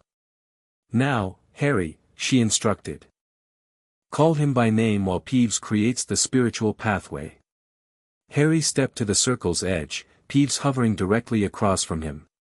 Between them, the transformed ritual elements continued their unnatural movements, creating a kind of magical current that flowed through the blood at the center. Drawing a deep breath, Harry spoke the words the centaurs had taught him. "Octavius Blackthorn, fifth founder, walker between worlds, I summon you by blood, by spirit, by the founding elements that bind. Come forth to complete what was begun." The effect was immediate and dramatic. The entire shack shuddered as if struck by an earthquake. The ritual circle blazed with blinding light, and the air split with a sound like tearing fabric. Through the chaos, Harry could see a rift forming in the center of the circle, not a physical opening, but a distortion in reality itself. Within the rift, a figure began to take shape, the same elegant, professor-like form they had encountered before, but more defined now, more present. Blackthorn's face showed surprise that quickly transformed into calculating pleasure. "The Potter boy," he said, his voice echoing strangely as if coming from multiple sources simultaneously. "How kind of you to provide a more structured pathway for my return." His black eyes shifted to Peeves. "And my creation, bound now to a living anchor." "Perfect." "Not for your return," Harry corrected, maintaining his position despite the pull of the rift. "For your permanent banishment." Blackthorn laughed, the sound causing the rift to widen alarmingly. "You think to use the Founder's ritual against me?" They were 5 masters of magic working in concert, and still they failed. His form solidified further as he spoke, stepping partially through the rift. "You are a boy with a poltergeist. Your ambition exceeds your capability." But Harry noticed something Blackthorn was trying to conceal. The ancient wizard couldn't fully pass through the rift. Something was holding him back. The ritual was working, at least partially. "Now, Peeves," Harry called. The poltergeist responded instantly, channeling chaos energy into the ritual circle. The combined elements began spinning violently, creating a countercurrent to Blackthorn's attempted passage. "Insect!" Blackthorn snarled at Peeves. "My creation dares to oppose me?" He made a grasping gesture, and Peeves visibly shuddered as ancient magical connections were forcibly reactivated. "Remember your purpose. Your true nature." Harry felt Peeves' consciousness waver through their bond, the poltergeist struggling against his creator's pull. This was the moment the centaur had warned about, when chaos might prove too unpredictable to maintain the necessary focus. "Peeves," Harry called, both aloud and through their connection. "Remember your choice. You're not his tool anymore." The poltergeist stabilized, his form growing more solid as he resumed channeling energy into the ritual. Luna continued her part, adjusting the chant to reinforce the counterclockwise flow, pulling Blackthorn back toward the spaces between rather than allowing him passage into the physical world. Blackthorn's expression contorted with rage. "Enough of this." He thrust both hands toward the rift's edges, physically widening the tear between worlds. "You cannot comprehend what I offer. Mastery over death itself. Freedom from mortality's prison." The ritual faltered as Blackthorn's power surged. Harry felt the control slipping, the carefully balanced elements beginning to destabilize. Through their bond, Peeves conveyed urgent warning, they were losing the connection. In that critical moment, Harry made a decision that transcended the centaur's instructions. Instead of trying to maintain separation between himself and the chaotic entity he'd bound himself to, he fully opened the connection between them. "Come into me," he invited Peeves. "Complete unity, just for a moment." The poltergeist didn't hesitate.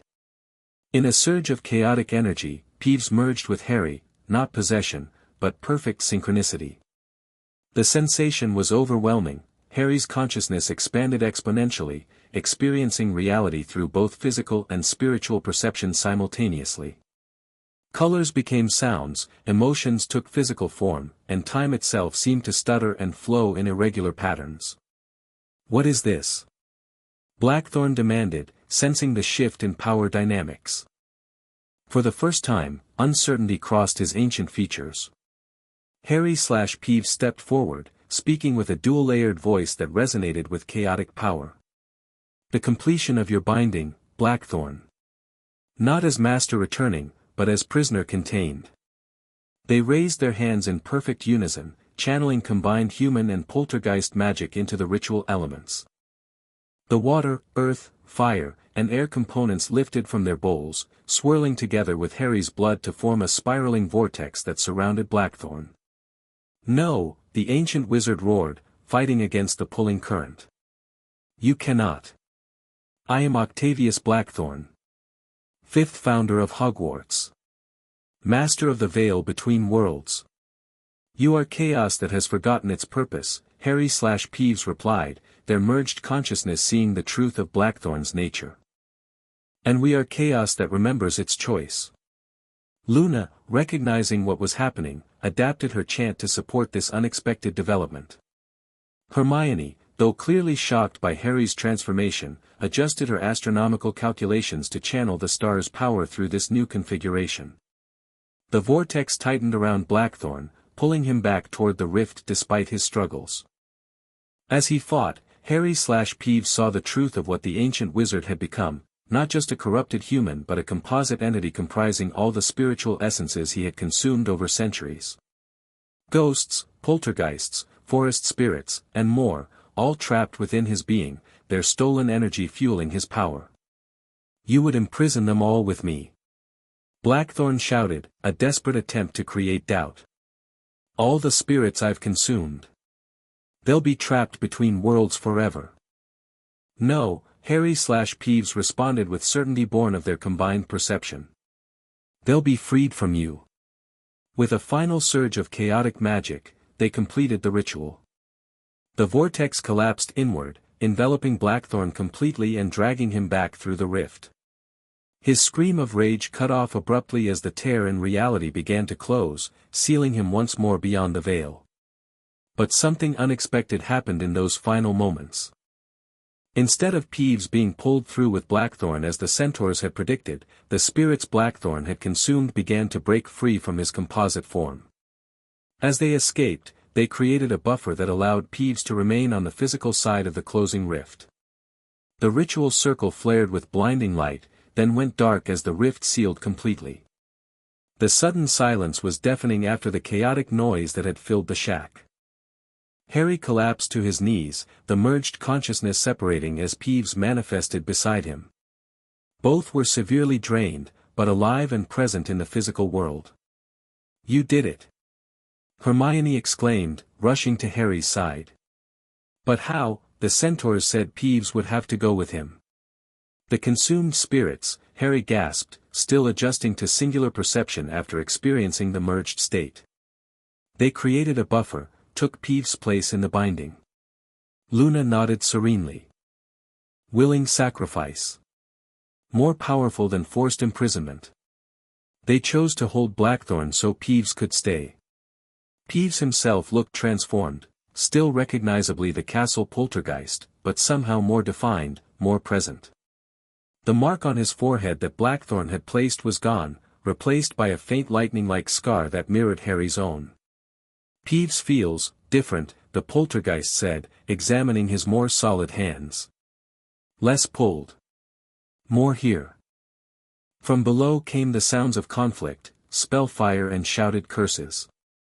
Ron's voice called up urgently, we've got company. Rookwood and at least 6 others. Harry struggled to his feet, exhaustion threatening to overwhelm him. The ritual's complete. Blackthorn's bound permanently. But we still need to deal with the ministry problem. Daphne appeared in the doorway, her face smudged with dust and a cut on her cheek bleeding slightly. They've surrounded the shack. Apparently stunned unspeakables wake up rather grumpy. Despite the danger, her lips quirked in a small smile. Nice work with the ancient evil wizard, by the way. Thanks, Harry replied, returning her smile briefly before turning serious again. Options? Fight our way out, Ron suggested, joining them while maintaining a shield charm at the stairway. "We've faced worse odds." "Surrender and explain," Hermione countered. "The ritual's complete. Blackthorns contained. We've done nothing illegal, technically. Except trespass, resist ministry officials, and perform ancient blood magic," Astoria pointed out from her position guarding a window. Harry exchanged a look with Peeves, a plan forming between them through their still active bond. "Third option. We make a statement they can't ignore or cover up." Before anyone could ask what he meant, Harry approached the window and called down to the ministry forces surrounding the building. "Rookwood. I know you can hear me. Blackthorn is permanently bound beyond the veil. Your Project Orpheus has lost its spiritual consultant." Through the window, he could see Rookwood's face contort with fury. "Potter. You've interfered with critical magical research. The Department of Mysteries will not tolerate such obstruction. The department might be interested to know you were working with a spirit-consuming entity who planned to tear apart the veil between worlds," Harry countered loudly. "Or how you've been recruiting students to Blackthorn's cause. I wonder what the Prophet would say about that." Rookwood's expression shifted from anger to calculation. "You have no evidence. No one would believe you over an established ministry official." "Perhaps not," Harry agreed. "But they might believe this." He nodded to Peeves, who swooped upward through the ceiling. Moments later, chaotic energy surged through the night sky above the shrieking shack.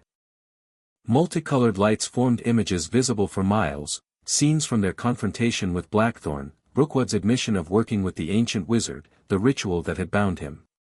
It was a spectral projection of memories, broadcast widely enough that half of Hogsmeade and Hogwarts could witness it. Peeves, with his enhanced abilities from the ritual and blood bond, had created an undeniable public record of everything that had transpired. Rookwood's face drained of color as he realized the implications. His assistants looked at each other uncertainly, wands lowering slightly. "That's our cue," Harry told the others. "Let's go while they're distracted." They made their way downstairs and out the back exit of the shack while Peeves maintained his memory projection overhead. By the time Rookwood reorganized his team to pursue, Harry and the others had already reached the edge of Hogsmeade, where they found unexpected allies waiting. Professor McGonagall stood with Lupin, Flitwick, and several other Hogwarts staff, their wands ready. Behind them gathered a crowd of curious villagers and students who had ventured out to witness the spectacular light show in the sky. "Mr. Potter," McGonagall acknowledged with a tight nod. "I see you've been busy addressing our spiritual problem." "Successfully, I hope," Harry replied, the exhaustion finally catching up with him. "So it would appear," she agreed, eyeing the projection still visible above the shrieking shack. "And quite publicly too." There was a hint of approval in her stern expression. "The Ministry will have difficulty suppressing this particular incident." As if summoned by her words, Rookwood appeared with his team, only to stop short at the sight of the Hogwarts staff and gathered crowd. "This is Ministry business," he declared, though with noticeably less conviction than before. "These individuals have interfered with an official investigation." "On the contrary," McGonagall replied icily, "these students have prevented a catastrophic breach in the veil between worlds, apparently assisted by a Ministry employee with questionable motives." She gestured to the continuing memory projection. "I believe the Minister himself will want a full accounting of Project Orpheus and your involvement with a being that consumed spirits for power." Rookwood's composure finally cracked. "You don't understand what's at stake." Blackthorn offered insights into the fundamental nature of death itself. The power to reshape our very understanding of mortality. "At what cost?" Harry asked quietly. "The destruction of every spirit caught between worlds. The collapse of the natural order." Before Rookwood could respond, a new contingent of Ministry officials apparat nearby, these wearing the distinctive robes of the Minister's personal security team. Among them was Kingsley Shacklebolt himself, his expression grave as he surveyed the scene. "Minister," Rookwood began, attempting to regain control of the situation. "I can explain, I'm sure you can," Kingsley interrupted coldly. And you'll have ample opportunity to do so during a full Wisengamot inquiry. He nodded to his security team, who moved to secure Rookwood and his assistants. Augustus Rookwood, you are relieved of your duties pending investigation into unauthorized activities related to Project Orpheus and collaboration with extradimensional entities. As Rookwood was led away, protesting his actions as necessary for magical advancement, Kingsley approached Harry and his friends. Once again, Mr. Potter, you find yourself at the center of extraordinary events, the minister observed, though without accusation. Professor McGonagall sent word of unusual activity here, but I see you've resolved the situation before we could arrive. Not just me, Harry clarified, gesturing to his companions. We work together. Kingsley nodded acknowledgement to each of them before returning his attention to Harry. The Department of Mysteries will have questions about what happened here tonight. As will I. But they can wait until you've rested. Above them, Peeves' projection finally faded as the poltergeist descended to hover at Harry's shoulder. Kingsley eyed their evident partnership with interest. Your bond remains intact, I see, despite the ritual's completion. It's evolved, Harry explained simply, too exhausted for detailed explanations. Peeves chose to stay. The minister seemed to understand the significance of this statement. Very well. Return to Hogwarts and recover your strength. We'll speak tomorrow about how to proceed. As the crowd began to disperse and the ministry officials organized themselves, Harry found Daphne at his side. She studied him with a mixture of concern and something warmer. You look terrible, she informed him bluntly. Harry laughed despite his exhaustion. Thanks. I feel worse.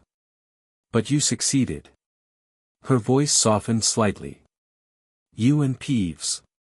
You did what the founders couldn't. We all did, Harry corrected, including everyone in his glance. Team effort. Daphne's lips quirked in a small smile. Very Gryffindor of you to say. But I saw what happened in there. You and Peeves, merged. Became something else entirely. Something new. Harry didn't deny it. The experience of shared consciousness had changed him fundamentally, left him with perspectives and awareness he was still processing. Is it permanent? She asked more quietly. The merger? No, Harry assured her. That was just for the ritual. But the connection. He glanced at Peeves, who was entertaining himself by making the remaining ministry officials' hats change colors. That's different now. Stronger. More equal. They began walking back toward Hogwarts, the first light of dawn breaking over the mountains in the distance. The founding stars had completed their alignment and were fading with the coming day, their purpose fulfilled. So what happens now? Daphne asked as they walked, her shoulder occasionally brushing against his. With you and Peeves? With Project Orpheus? With everything? Harry considered the question, feeling the weight of new responsibilities but also new possibilities. Honestly? I'm not sure. But whatever comes next, I think we've proven we can handle it. Peeves swooped down between them, his newly solid form still capable of spectral movement. Peeves knows what comes next. Chaos and mischief and adventures. But better ones. Chosen ones. As they reached the Hogwarts gates, Harry looked back at the path they traveled, not just tonight, but throughout this unexpected journey with Peeves. The deadly poltergeist weapon he'd inadvertently created had become something else entirely, a partner, a friend, a connection to aspects of magic he'd never imagined exploring. Whatever challenges awaited, Harry knew they would face them together, chaos and order, bound by choice rather than compulsion. And somehow, that made all the difference. Chapter 3, Beyond Death's Veil. The hospital wing buzzed with activity as Madame Pomfrey moved between beds, checking on students recovering from spiritual displacement. 3 days had passed since the confrontation at the Shrieking Shack, and things at Hogwarts were slowly returning to a new kind of normal. Harry sat on the edge of a bed while Pomfrey waved her wand over him for what felt like the 100th time, monitoring the strange magical readings his body now produced. Fascinating, she muttered, reviewing the shimmering diagnostic results. Your magical signature has fundamental alterations at the core level. Not harmful, just different. Different how? Harry asked, already knowing the answer but curious about her professional assessment.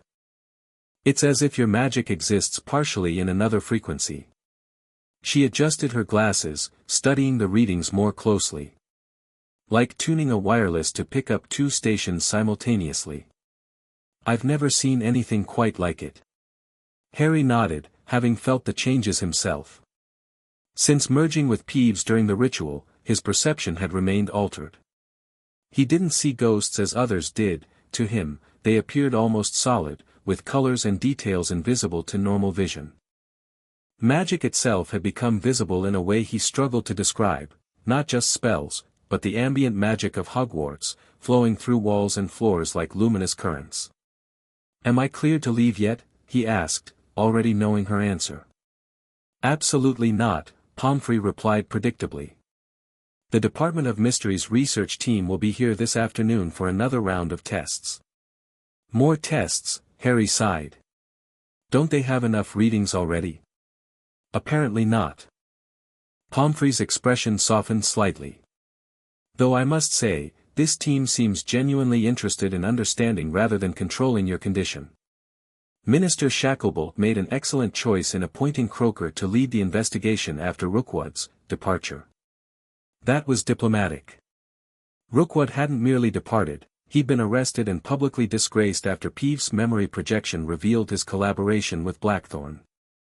Project Orpheus had been officially discontinued, though Harry suspected the Department of Mysteries hadn't abandoned all research into spiritual boundaries.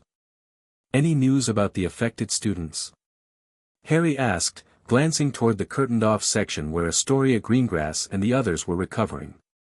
Improving daily, Pomfrey reported with satisfaction. Miss Greengrass was actually asking for you earlier.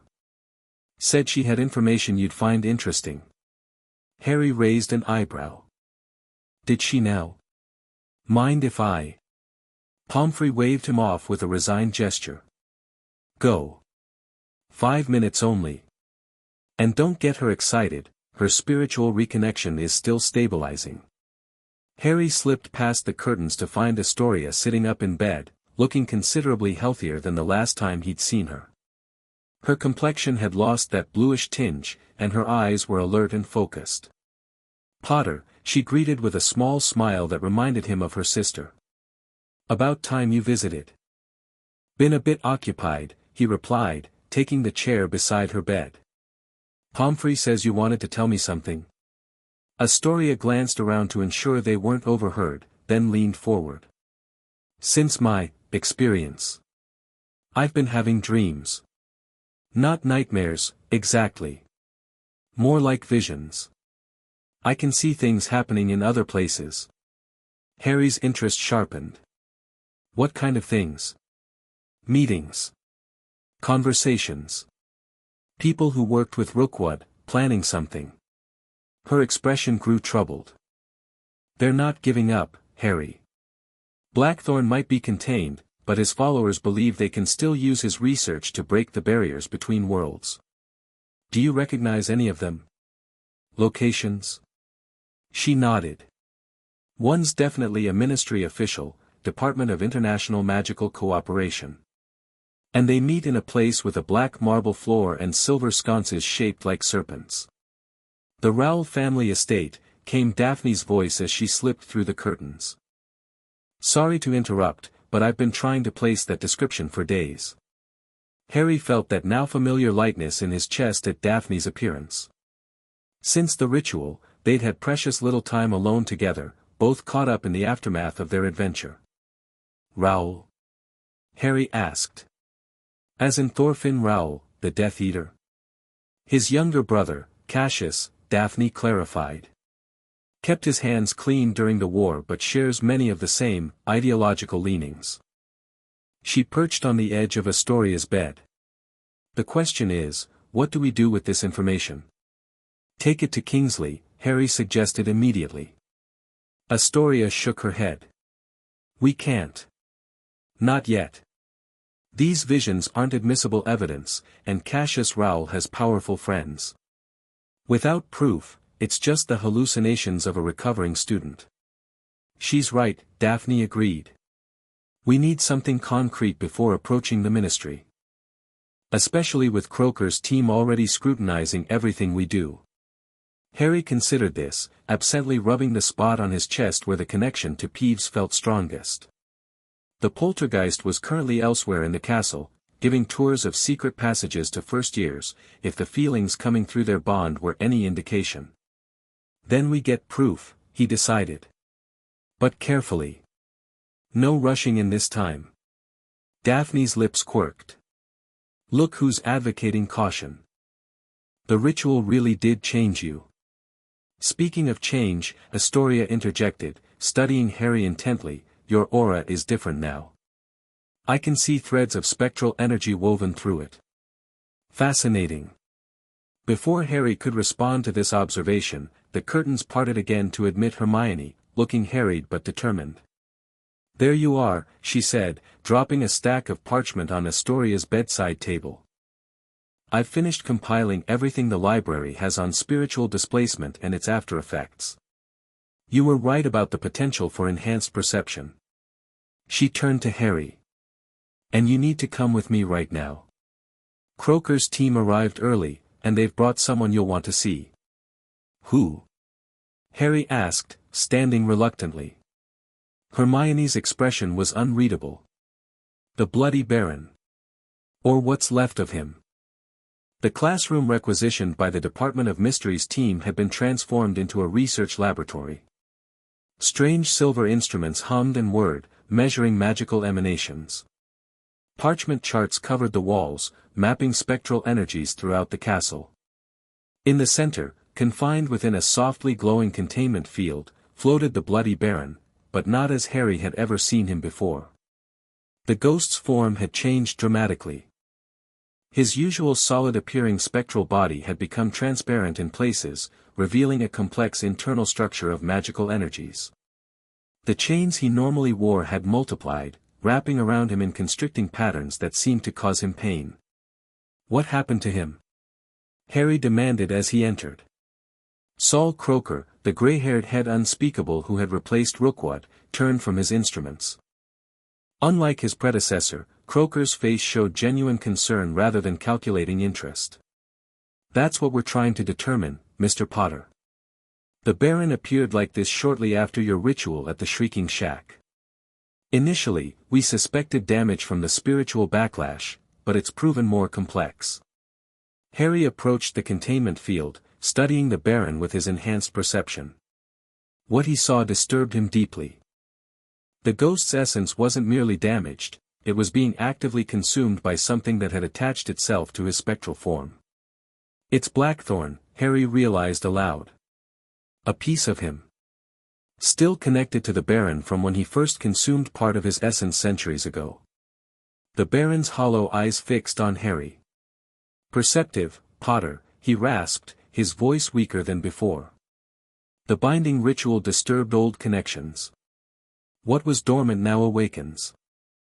Is this happening to other ghosts? Harry asked Croker. No, only the Baron, the unspeakable replied. Which suggests his connection to Blackthorn was unique. Harry felt Peeves approaching before anyone else noticed, a cool ripple in his awareness that preceded the poltergeist's physical arrival by seconds. Peeves phased through the ceiling, unusually serious as he surveyed the Baron's condition. Bad magic, Peeves pronounced, circling the containment field. Old magic. Creator's magic.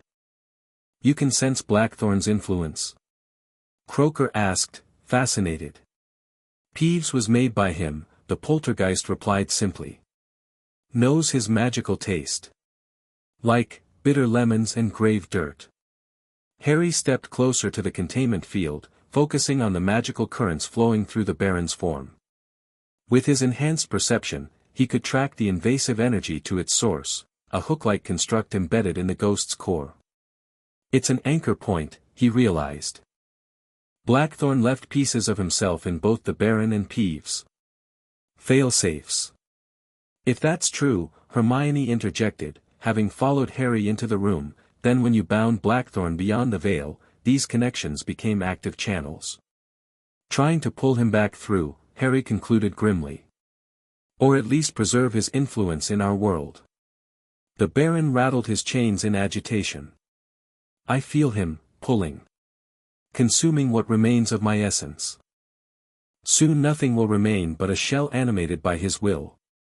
Croaker's team had gathered around, taking notes and measurements. Fascinating, one witch murmured. A spiritual possession attempting to manifest across dimensional boundaries. Fascinating. Harry repeated incredulously. He's being destroyed from the inside out. And we need to help him, Hermione agreed firmly, giving the research team a disapproving look. Harry, could you and Peeves do something similar to what you did during the ritual? That merging that let you see spiritual structures. Harry exchanged glances with Peeves, both reluctant after the intensity of their previous merger. Maybe. But it's risky. And I'm not sure we could affect the Baron's essence without causing further damage. Perhaps I can offer an alternative suggestion, came Luna's dreamy voice as she drifted into the laboratory, apparently having invited herself to the proceedings. As usual, she seemed entirely unfazed by the extraordinary circumstances. The centaurs gave me this before we left the forest. She produced a small leather pouch embroidered with astronomical symbols. From it, she withdrew what looked like a crystallized moonbeam, a slender, luminous object that hummed faintly with ancient magic. A star shard, she explained, seeing their confusion. Formed when a meteorite passes through the veil between worlds before landing. Very rare. They use them to heal spiritual injuries. Croaker looked positively delighted. A transdimensional harmonizer. I've only read theoretical papers about such objects. Will it help the Baron? Harry asked, focusing on the practical concern. It should, Luna replied. If used correctly. The shard needs to touch the exact point where Blackthorn's magic connects to the Baron's essence. Harry turned back to the confined ghost. Baron, would you allow us to try this? The Baron studied him with hollow eyes. Better destruction attempting freedom than slow consumption by my ancient enemy, he rasped. Proceed. Croaker reluctantly lowered the containment field after extracting promises that his team could monitor and record everything. Harry approached the Baron cautiously, the star shard held carefully in his palm. I'll need to see exactly where the connection point is, he told Peeves. Not a full merger, just, share your perception with me.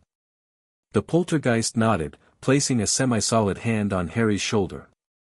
The familiar cool sensation flowed through their bond, sharpening Harry's already enhanced spiritual vision. The Baron's form came into crystalline focus, revealing the complex energetic structure of a centuries-old ghost. There, at the center of his chest, Harry could see the hook-like construct of Blackthorn's magic, pulsing with malevolent purpose as it drew the Baron's essence into itself. I see it, Harry murmured. Luna, I'll need to guide your hand. The connection point is too specific for me to describe. Luna stepped forward without hesitation, allowing Harry to take her wrist and guide the star shard toward the exact spot where Blackthorn's magic anchored within the Baron. As they moved closer, the shard began to glow brighter, resonating with the dimensional energies at work. This may be unpleasant, Harry warned the Baron. Pain is an old companion, the ghost replied stoically. Proceed. With precise movements, Harry guided Luna's hand until the star shard touched the exact connection point. The effect was immediate and dramatic. Light erupted from the contact, so intense that everyone shielded their eyes. The Baron let out a wail that sounded like metal tearing, and Harry felt a surge of malevolent energy attempting to flow through the shard toward him and Peeves. It's trying to jump hosts. Hermione cried in warning.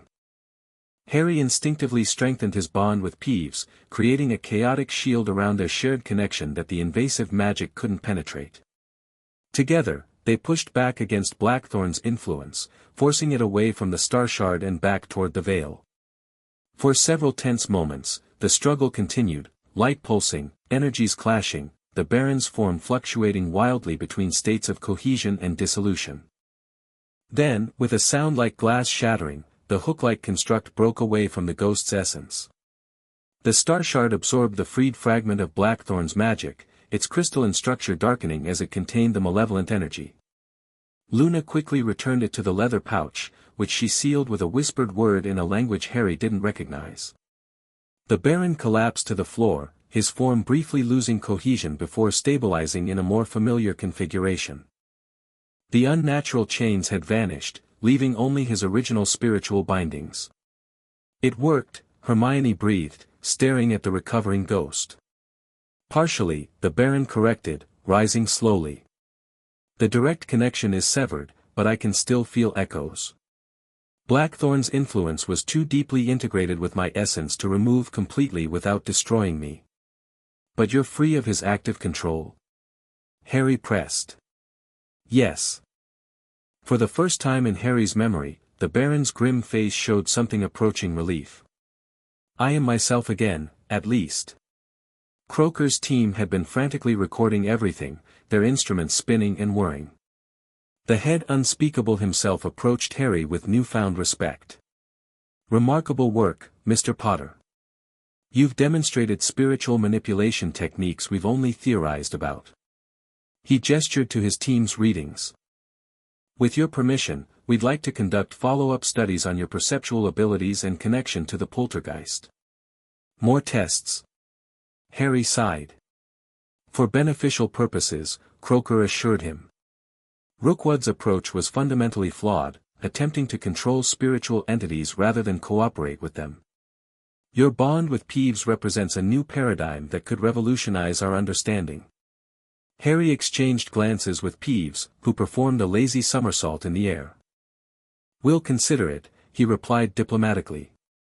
But right now, I'm more concerned about the implications of what just happened. As you should be, the Baron interjected, his voice stronger now. If Blackthorn left similar anchors in other entities, they could serve as vectors for his influence to continue spreading. Starting with Peeves, Hermione realized. He was created by Blackthorn specifically as a potential vessel. All eyes turned to the poltergeist, who looked uncharacteristically solemn. Peeves feels it sometimes, he admitted. Pulling. Whispering. But Potter bonds stronger. Keeps creator out. For now, the Baron cautioned. But Blackthorn was nothing if not patient. He planned contingencies spanning centuries. Harry felt the weight of this new concern settling on his shoulders. Their victory at the Shrieking Shack suddenly seemed less complete than they'd believed. We need to identify any other potential anchors, he decided. And figure out how to neutralize them before Blackthorn can use them. And, Luna added dreamily, holding up the pouch containing the corrupted star shard, we need to properly dispose of this. The centaurs were very specific that captured spiritual malevolence must be returned to the stars. Harry nodded, already forming plans. Hermione, coordinate with Croker's team to develop detection methods for Blackthorn's magical signature. Luna, find out exactly what the centaurs meant about returning it to the stars. What about Astoria's information? Daphne reminded him quietly. The meetings at the Rowell estate. That's where you and I come in, Harry replied. We need to find out if there's a connection between these ministry officials and Blackthorn's spiritual anchors. Peeves bobbed excitedly in the air. Spy mission. Peeves is excellent spy. Very sneaky. Harry couldn't help but smile at the poltergeist's enthusiasm. Actually, I was thinking more of a formal approach. The spring equinox gala is being held at the Rowell estate next week, isn't it? Daphne's eyes widened slightly, then narrowed with appreciation. Indeed it is. And the Greengrass family always receives an invitation. A slow smile spread across her face. Potter, are you suggesting we attend a pure-blood social function as my guests? Why not? We've faced worse dangers, Harry replied with a grin. Though I might need help with the proper etiquette. Substantially more help than you realize, Daphne assured him, though the gleam in her eye suggested she found the prospect entertaining rather than daunting. As they began discussing the logistics of infiltrating high society, Harry felt the cool spot in his mind that represented Peeves' pulse with something like laughter. The poltergeist found his social discomfort highly amusing, a sentiment Harry couldn't really argue with. For all the dangers they still faced, there was something comforting about tackling them together, his unusual team of friends and allies, bound not by blood oaths but by choice and trust. Whatever Blackthorn had planned, whatever his followers were attempting to continue, they would face it as they had everything else, one challenge at a time. "Stop fidgeting," Daphne hissed, straightening Harry's formal robes for the third time. "Pure-blood society notices everything, especially nerves." "I've faced Voldemort multiple times," Harry muttered. "Shouldn't a party be easier?" "Different battlefields, different weapons," she replied pragmatically. "Here, your wand stays sheathed, your smile stays fixed, and you never, ever mention politics or money." They stood in the grand entrance hall of the Rowell estate, an imposing manor house built from black stone and adorned with the silver serpent motifs Astoria had described. Around them, the elite of wizarding society mingled and postured, exchanging pleasantries laden with subtext Harry could barely decipher. He felt distinctly out of place despite his expensive new robes and Daphne's crash course in pure-blood etiquette. The only comfort was the cool presence of Peeves in the back of his mind. The poltergeist hadn't accompanied them physically, his chaotic nature would have been too conspicuous, but remained connected through their bond, ready to assist if needed. "Remember the plan," Daphne murmured as she accepted 2 glasses of champagne from a passing elf, handing one to Harry. "Mingle naturally for the first hour. Dance at least twice to establish our cover as a couple." "Are we a couple?" Harry asked, seizing the opportunity to clarify what had been developing between them. Daphne's cheeks colored slightly, though her composure remained intact. "For tonight's purposes, yes. Beyond that." She met his eyes briefly. "We'll discuss it when we're not infiltrating a gathering of potential dark wizards." "Fair enough," Harry conceded, taking a sip of champagne to hide his smile. Their conversation was interrupted by the arrival of their hostess, Imogen Rowell, Cassius's wife, a statuesque witch with calculating eyes and a practiced smile. "Miss Greengrass, how lovely you could attend," she greeted Daphne warmly before turning a more assessing gaze on Harry. "And Mr. Potter. What an unexpected pleasure. I wasn't aware you traveled in traditional circles." "Mr. Potter has been expanding his social horizons," Daphne replied smoothly. "After the war, many of us felt it was time to bridge old divides." "How progressive," Imogen commented, her tone making it clear this wasn't necessarily a compliment. "Cassius will be most interested to meet you. He's always said your reputation in the press hardly does justice to your accomplishments." Harry maintained his polite smile with effort. "I look forward to meeting him as well." "He's attending to some business in his study at present," Imogen explained. "But do enjoy the gala. The gardens are particularly lovely this evening." As she moved on to greet other guests, Harry exchanged a meaningful look with Daphne. "The study? Perfect opportunity," she confirmed quietly. "But first, we establish our cover properly." She led him toward the dance floor where other couples were already moving to the music of an enchanted string quartet. Harry had expected to embarrass himself, but to his surprise, the dance came naturally, his body seeming to know the steps without conscious direction. "You're welcome," came Peeves' amused voice through their bond. Peeves watched many fancy parties over centuries. "Knows all the dances." "Thanks," Harry replied silently, grateful for the poltergeist's intervention as he guided Daphne through a complicated turn. "You've been practicing," she observed, impressed. "Let's just say I have a good teacher," he replied with a small smile. As they danced, Harry surveyed the room with both normal and enhanced perception. His spectral vision revealed interesting anomalies. Several guests had faint magical auras suggesting enchanted disguises, while others carried objects that pulsed with concealed power. Most concerning was a pattern he detected in the manor's very foundations, similar to the anchoring magic they'd found in the Bloody Baron, but integrated into the structure itself. Blackthorn's influence extended into the physical architecture of the Rowell estate. "The house itself is corrupted," he murmured to Daphne as he spun her. "Blackthorn's magic is in the walls." Her steps didn't falter, but her eyes sharpened. "That explains Astoria's visions. The estate is a spiritual weak point, a place where the veil is naturally thinner. Which makes it the perfect headquarters for continuing Blackthorn's work," Harry concluded. The dance ended, and they applauded politely with the other couples. As a new song began, Daphne nodded subtly toward a corridor leading away from the main hall. "Rowell's study should be down that hallway. Second door on the left, according to family rumors. Think we can slip away unnoticed?" Harry smiled. "Leave that to me." He reached through his bond with Peeves, requesting a distraction.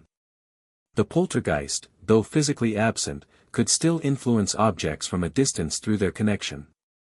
Moments later, the enchanted string instruments began playing discordantly, their magical animations becoming increasingly erratic until the violin floated up to the ceiling and the cello began chasing a startled waiter around the refreshment table. In the ensuing confusion, Harry and Daphne slipped away down the indicated corridor. The hallway was lined with portraits of severe-looking ancestors who watched them suspiciously but remained silent, likely enchanted not to alert the current residents to intruders. "Nice distraction," Daphne whispered as they located the study door. "Though subtlety isn't exactly Peeves' strong suit. Effectiveness counts more than style," Harry replied, examining the door. "Locked and warded. Can you feel it?" Daphne nodded, drawing her wand discreetly. "Family wards. Old ones. I recognize the pattern from similar protections at Greengrass Manor."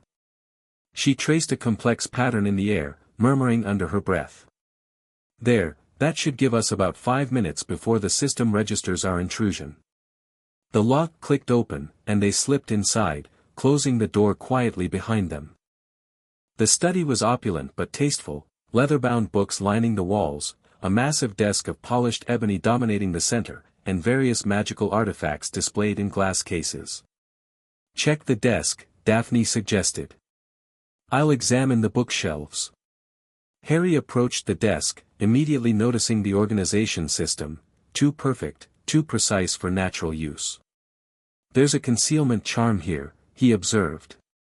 "Everything visible is for show." Drawing on Peeves' chaotic perception, he identified the magical frequency of the concealment and adjusted his vision accordingly. The desk's surface shimmered, revealing a different arrangement of objects, including a leather-bound journal and a stack of correspondence bearing the seal of the Department of International Magical Cooperation. "Found something," he called softly, opening the journal carefully.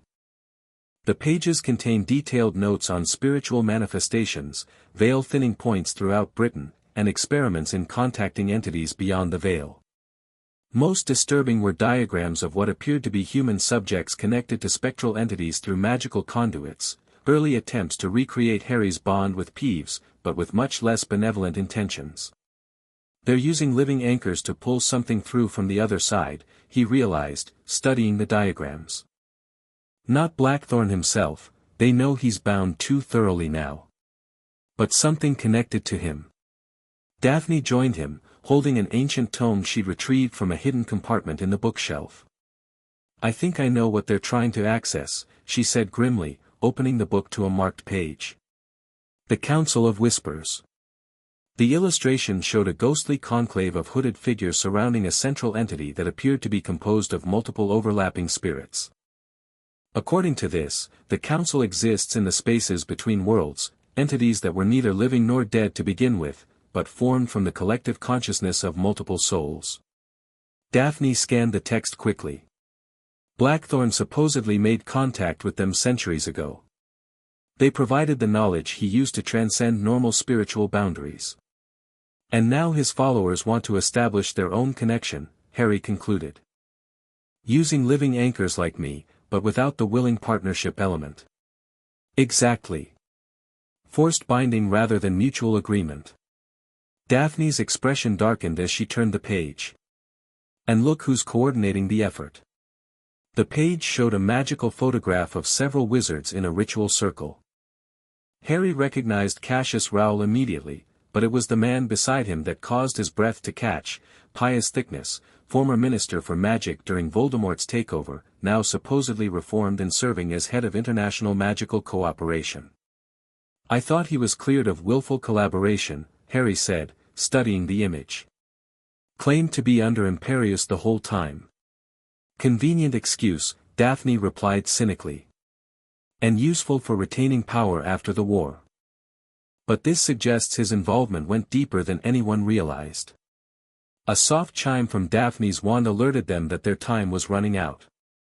Harry quickly photographed the most incriminating pages with a miniature magical camera Hermione had provided, while Daphne returned the ancient tome to its hiding place.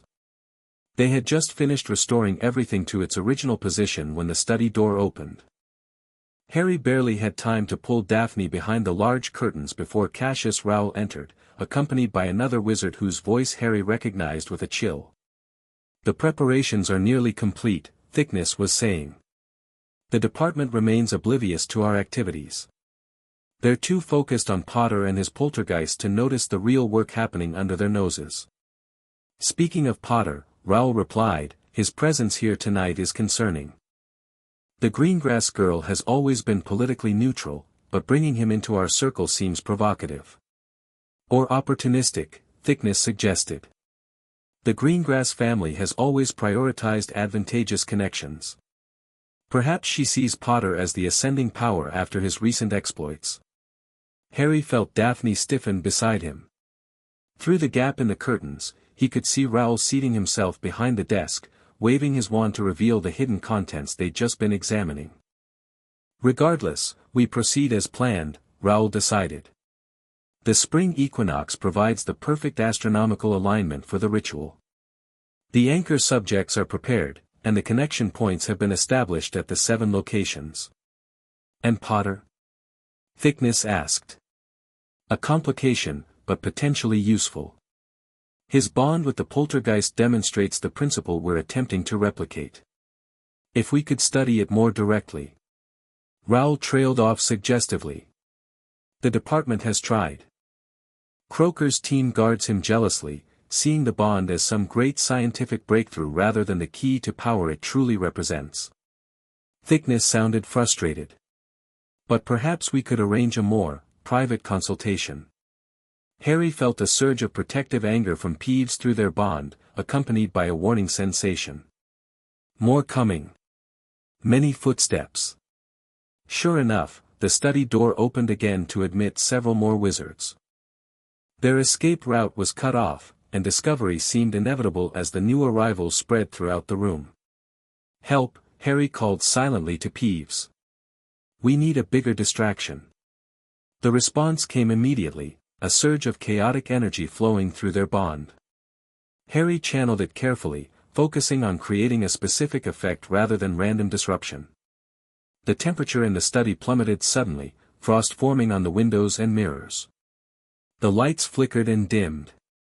What in Merlin's name? Rowell exclaimed, rising from his desk. The anchors, one of the new arrivals suggested fearfully. Perhaps they've activated prematurely. Harry used the growing confusion to slip his invisibility cloak from his pocket, wrapping it around himself and Daphne just as Rowell pulled back the curtains where they'd been hiding. Finding nothing, the wizard looked increasingly disturbed.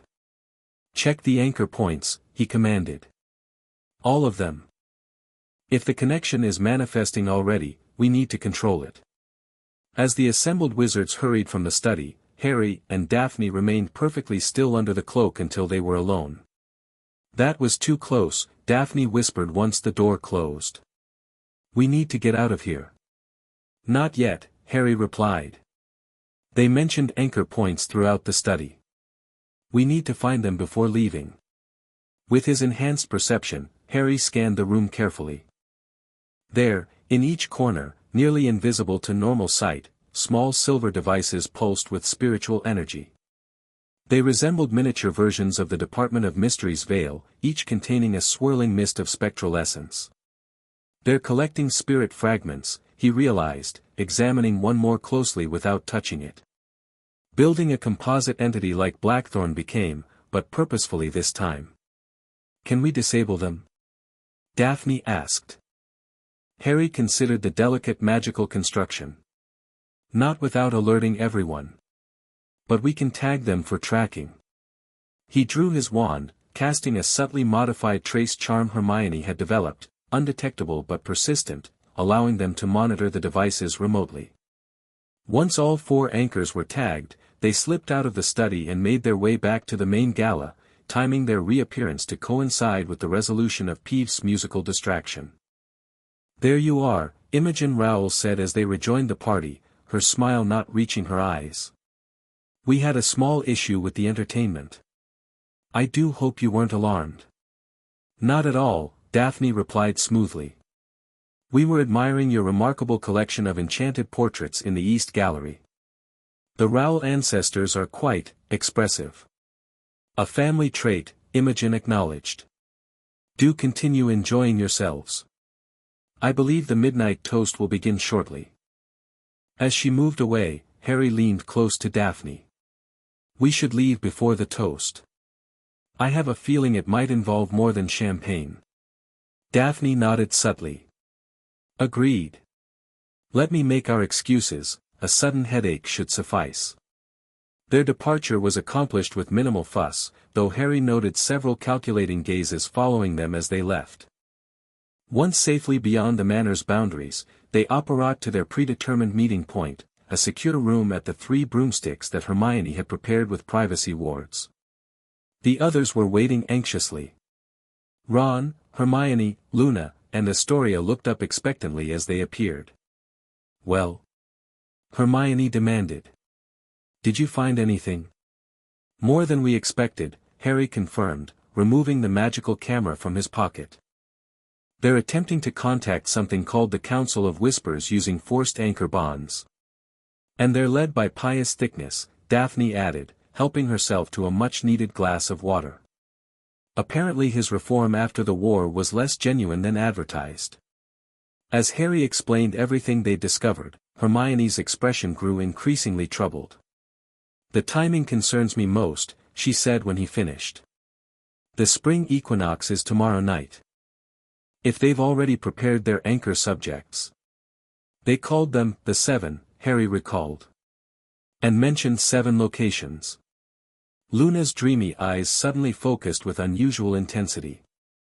7 is a magically powerful number for dimensional work. The ancient texts speak of 7 gates between worlds, 7 paths of spiritual ascension. 7 sacrifices, Astoria finished grimly from her seat by the window. My visions showed 7 chairs arranged in a circle, each holding a person connected to spectral apparatus. Ron spread a map of Britain on the table. If they're creating some kind of nationwide ritual network, where would the points be? Places where the veil is naturally thin, Hermione suggested, marking several known locations including the Department of Mysteries and the Shrieking Shack. Harry studied the map, then added 5 more marks based on information from Rowell's journal. These matched the descriptions in his notes. All sites with historical significance related to boundaries between worlds. So we have their locations and their timeline, Ron summarized. What's our move? Alert the Ministry. Thickness effectively is the Ministry, at least for international magical incidents, Daphne pointed out. He could classify any report we make as internal jurisdiction and bury it. Then we need to go directly to Kingsley with irrefutable evidence, Hermione decided. The magical photographs should help, but ideally we'd have something more concrete. Harry felt Peeves' presence growing stronger as the poltergeist finally arrived, phasing through the wall with unusual focus. Peeves found something, the poltergeist announced. Followed spiritual traces from Potter's tracking spells. Found the people. The anchors. Where? Harry asked urgently. Old place beneath London, Peeves replied. Underground chamber. Ancient magic. Smells like the veil but older. Hermione's eyes widened. The Mithraic Temple beneath the Bank of England. It's been theorized that it was originally a magical site before Muggle London was built over it. Can you lead us there? Harry asked Peeves. Of course. Peeves knows all the secret ways. The poltergeist performed an excited loop. But many guards. Dark wizards. Bad magic. They spent the next hour developing a plan. With the ritual scheduled for the following night, they had limited time to rescue the anchor subjects and disrupt the operation without alerting Thickness to their knowledge. Eventually, they settled on a two-pronged approach. Harry, Peeves, Ron, and Luna would infiltrate the underground temple to free the captives, while Hermione, Daphne, and Astoria would compile their evidence and present it to select ministry officials they knew they could trust. As the others finalized details, Harry stepped aside for a moment, feeling the weight of yet another confrontation looming. Daphne joined him by the window, her expression understanding. Having second thoughts, she asked quietly. Just reflecting, he replied. A few weeks ago, my biggest concern was passing my newts. Now I'm bonded to a poltergeist and fighting an international conspiracy to tear open the veil between worlds. Disappointed? Harry smiled slightly. Oddly, no. This feels right, somehow. Like I'm finally using my unusual life experiences for something meaningful rather than just reacting to the next crisis. Daphne studied him with those perceptive blue eyes. You've changed since the ritual. Not just the spectral perception or the magical abilities. Something more fundamental. I know, Harry acknowledged. Merging with Peeves, even temporarily, it shifted my perspective. I see connections now, between people, between worlds, between possibilities. It's like I spent years looking at just the visible light spectrum, and suddenly I can see infrared and ultraviolet too. Is it worth it? She asked. The changes, the complications, the constant spiritual entanglement. Harry considered this seriously. Yes, he decided. Even with all the dangers, it's opened up understanding I never would have had otherwise. He glanced at her curiously. Why do you ask? Daphne's usual composure slipped slightly, revealing uncertainty beneath. Because I'm trying to determine if pursuing a relationship with someone who exists partially in another dimensional frequency is practical or incredibly foolish. Harry couldn't help but laugh. Only you would approach potential romance as a practical consideration. Slytherins are pragmatic, she replied, a smile tugging at her lips despite her attempt to look serious. Cost-benefit analysis is our version of poetry. And what does your analysis suggest? Harry asked, suddenly very interested in her answer. Daphne moved closer, lowering her voice. The data remains inconclusive. I believe further investigation is required. How would you propose conducting this investigation? Instead of answering verbally, she leaned forward and kissed him, a brief but definite contact that sent an unexpected spark of energy through their connection. Harry felt Peeves' distant amusement and something like approval through their bond. When Daphne pulled back, her cheeks were flushed but her eyes were clear and determined. We'll discuss the preliminary results after we save the world. Again. Harry smiled, feeling lighter despite the dangers ahead. It's a date.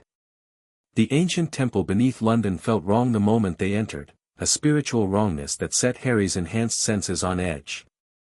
The air itself seemed thinner here, the boundary between worlds stretched like an overtaxed elastic band. 7 minutes until shift change, Ron whispered, checking his watch as they concealed themselves behind a massive stone pillar. Luna, you're sure the containment ward can be broken with the counterspell? Luna nodded serenely, seemingly unaffected by the disturbing spiritual atmosphere. The pattern is Mesopotamian in origin. Quite elegant, actually, but vulnerable to asymmetrical disruption. Peeves floated anxiously above them, his form less stable in this place where reality itself wavered. Hurry, the poltergeist urged. Veil thins with every moment. The central chamber lay ahead, guarded by robed figures Harry recognized from Raoul's photographs as members of their inner circle. Beyond them, arranged in a perfect circle, 7 chairs held immobilized figures, each connected to apparatus reminiscent of what Harry had seen in the Department of Mysteries. Those devices, Harry murmured, studying them with his enhanced perception. They're not just restraining them. They're systematically separating their spiritual and physical aspects. Creating forced anchor points, Luna confirmed. Very crude compared to your bond with Peeves. Dangerous for both the anchors and whatever they're trying to pull through. The shift change began right on schedule, creating their window of opportunity. As the guards exchanged positions, Harry and Ron deployed Peruvian instant darkness powder, plunging the chamber into impenetrable blackness. Moving by memory and Harry's spectral perception, they entered the chamber. Luna began the complex counterspell to disable the containment wards while Ron covered her. Harry and Peeves approached the 7 captives. Up close, their condition was even more alarming. Each person sat rigid, eyes open but unseeing, with a silvery mist being slowly extracted from their bodies through magical conduits. Harry recognized the process as a cruder version of what had happened to Astoria and the other affected students, partial soul displacement, but deliberately induced and maintained. We need to disconnect them carefully, he told Peeves. Too abruptly and we could cause permanent spiritual damage. Peeves can help, the poltergeist replied, unusually focused. Chaotic energy disrupts the pattern without breaking connections. Safer release. Together, they began the delicate work of dismantling the apparatus. Harry guided the process based on his enhanced perception, while Peeves provided carefully controlled bursts of chaotic energy that confused the extraction mechanics without harming the victims. The first subject gasped as his spiritual essence reintegrated, color returning to his face. Harry recognized him with shock, Dennis Creevy, Colin's younger brother, now a young man but still bearing a resemblance to the boy Harry had known. Potter? Dennis whispered hoarsely. Is it really you? It's me, Harry confirmed, helping him out of the chair. Can you walk? Dennis nodded weakly. They said, they were honoring Colin's memory. Special project to connect with those who'd passed beyond the veil. I never thought. It's not your fault, Harry assured him. They've manipulated others the same way. One by one, they freed the remaining captives, all people with connections to those who had died, all vulnerable to manipulation through their grief. The promised communication with lost loved ones had been a cruel lie hiding the true purpose of creating forced spiritual anchors. Luna successfully disabled the containment wards, allowing Ron to begin escorting the victims toward their planned escape route. But as Harry freed the final captive, alarms suddenly blared throughout the temple. We've been discovered, Ron called from the entrance. Multiple hostiles approaching from the east corridor. Harry made a split-second decision. Get them out, all of you. Peeves and I will handle the distraction and follow. Harry, Ron began to protest. No time to argue. These people need immediate medical attention. Harry nodded to Luna. Make sure Hermione gets the evidence to Kingsley, no matter what. Reluctantly, Ron and Luna retreated with the rescued victims. Harry turned to Peeves, who hovered expectantly nearby. Ready for some real chaos, he asked the poltergeist. Peeves grinned wickedly. Peeves was born ready. Harry opened their connection fully, allowing Peeves' chaotic essence to flow freely into the temple's magical infrastructure. Unlike their previous merger, this was a controlled channeling, Harry directing Peeves' natural abilities with precision rather than merging consciousness. The effect was spectacular. The ancient wards protecting the temple began to unravel in unpredictable patterns. Gravity fluctuated wildly, causing the approaching guards to float helplessly or become impossibly heavy by turns. The ritual apparatus imploded, spiritual energy discharging in harmless but visually impressive bursts that further disoriented their opponents. Impressive, came a cold voice from behind them. The rumors of your abilities weren't exaggerated after all. Harry turned to find Cassius Rowell emerging from a hidden passage, accompanied by Pious Thickness. Both wizards had their wands drawn, but seemed more intrigued than aggressive. Your intervention is inconvenient but not catastrophic, Rowell continued. The preliminary connections have already been established. The Council of Whispers has marked this place as their ingress point.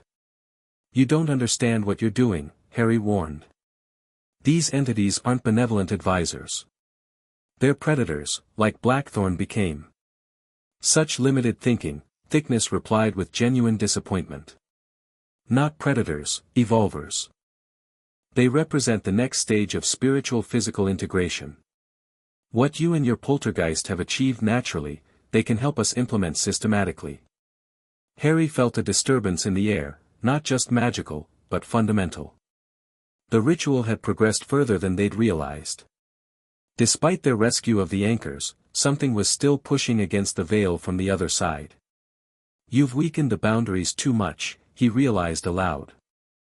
Even without the anchors, the damage is done. As if confirming his words, a low humming filled the chamber. The air in the center of the ritual circle began to shimmer and distort, forming patterns reminiscent of the veil in the Department of Mysteries. Yes, Rowell breathed, watching with reverence. They come. Harry reached for Peeves through their bond, seeking the poltergeist's insight.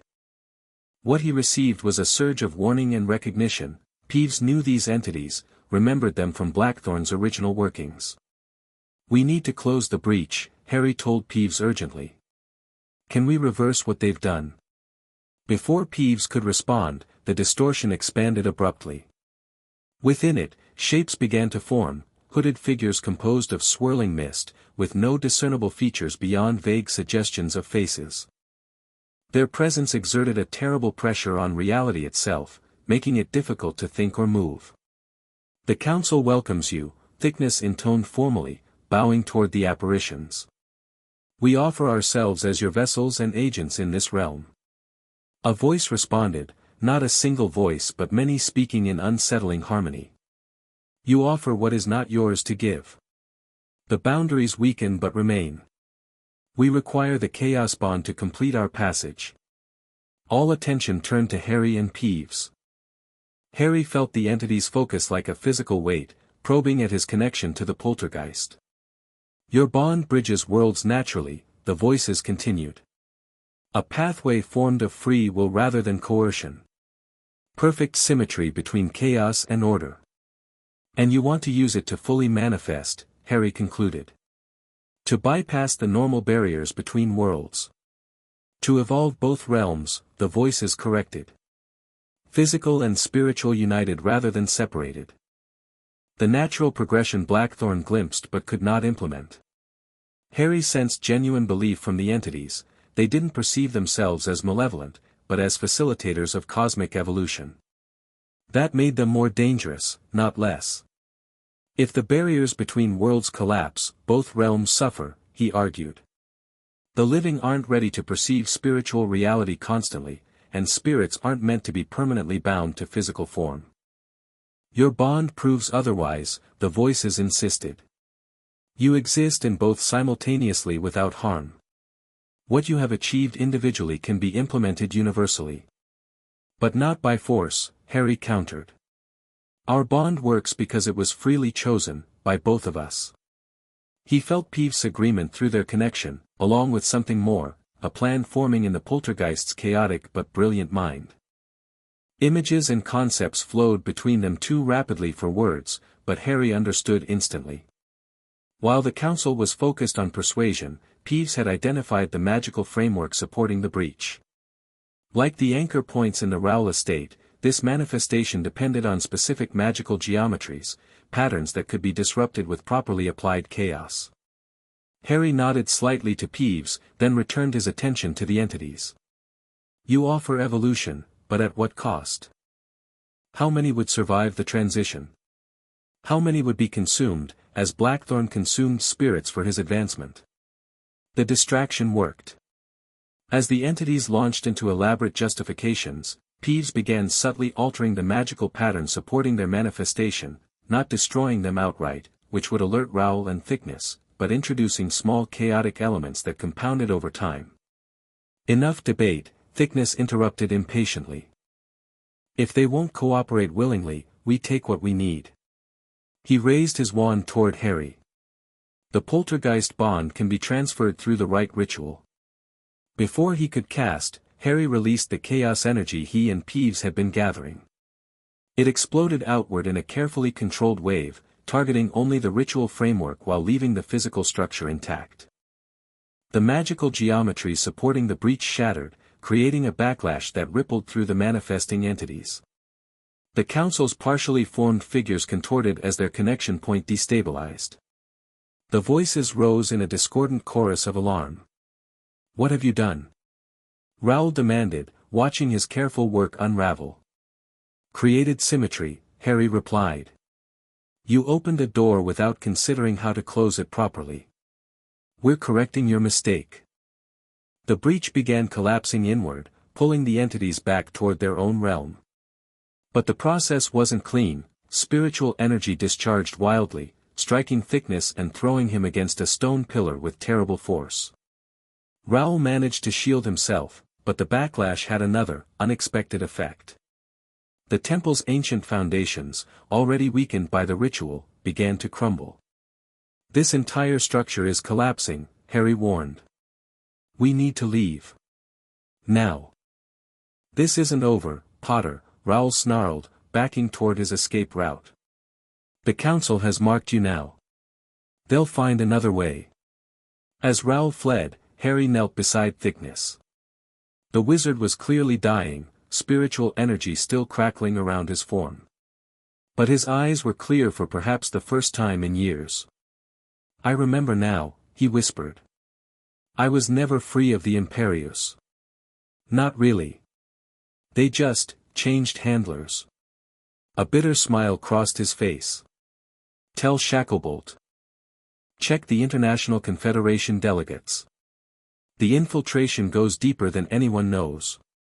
With those final words, Thickness closed his eyes, his body going still as the last of the spiritual discharge faded. "Harry. We need to go," Peeves urged, tugging at his sleeve as stone blocks began falling around them. Together they navigated the collapsing temple, Peeves using his ability to partially phase through matter to guide them around cave-ins and structural failures. They emerged into a maintenance tunnel beneath the Bank of England just as the ancient chamber collapsed completely behind them. The tunnel led to a service exit where Ron waited anxiously with an emergency port key. "Cutting it close, mate," he observed as they appeared. "The others got away clean with the evidence. Hermione's presenting it to Kingsley now." "Thickness is dead," Harry reported grimly. "But he gave us one last piece of information. There are more conspirators within the International Confederation." "Always more threads to pull," Ron sighed. "But at least we stopped the immediate threat." Harry wasn't so sure. As they activated the port key, he couldn't shake the feeling that they'd averted one crisis only to set the stage for another. The council had retreated, but their interest in his bond with Peeves remained, a connection they saw as the key to bridging worlds permanently. For the first time, he wondered if the blood oath that had seemed so necessary weeks ago might ultimately create more problems than it solved. The aftermath unfolded over days rather than hours. Kingsley launched a discreet but thorough investigation into the International Confederation delegates, identifying 3 who showed signs of magical influence similar to the Imperius curse but more subtle and spiritual in nature. The rescued anchor victims recovered at St. Mungo's under the care of specialists in spiritual magic. Their experiences provided valuable testimony against Raoul and his associates, though Raoul himself had disappeared, gone to ground with resources and connections that made finding him challenging. At Hogwarts, life gradually returned to something resembling normalcy. Classes resumed, tests were taken, and the spectral residents of the castle adapted to the new equilibrium established after Blackthorn's binding. Harry found himself in the unusual position of being both a student completing his education and a subject of ongoing magical research. Croker's team continued their studies of his bond with Peeves, though with a respect for boundaries that Rookwood had never shown. The poltergeist himself had changed, still mischievous and chaotic by nature, but with a new dimension of purpose. He took his role as Harry's spiritual counterpart seriously, even while continuing to torment first-years and disrupt formal occasions. One evening in late April, Harry sat by the lake, watching the giant squid lazily propel itself through the twilight-darkened waters.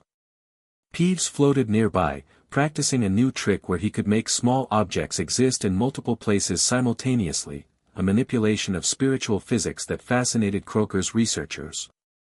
"Potter looks thoughtful," Peeves observed, abandoning his practice to drift closer. "Thinking about Greengrass Girl again?" Harry smiled slightly. "Among other things."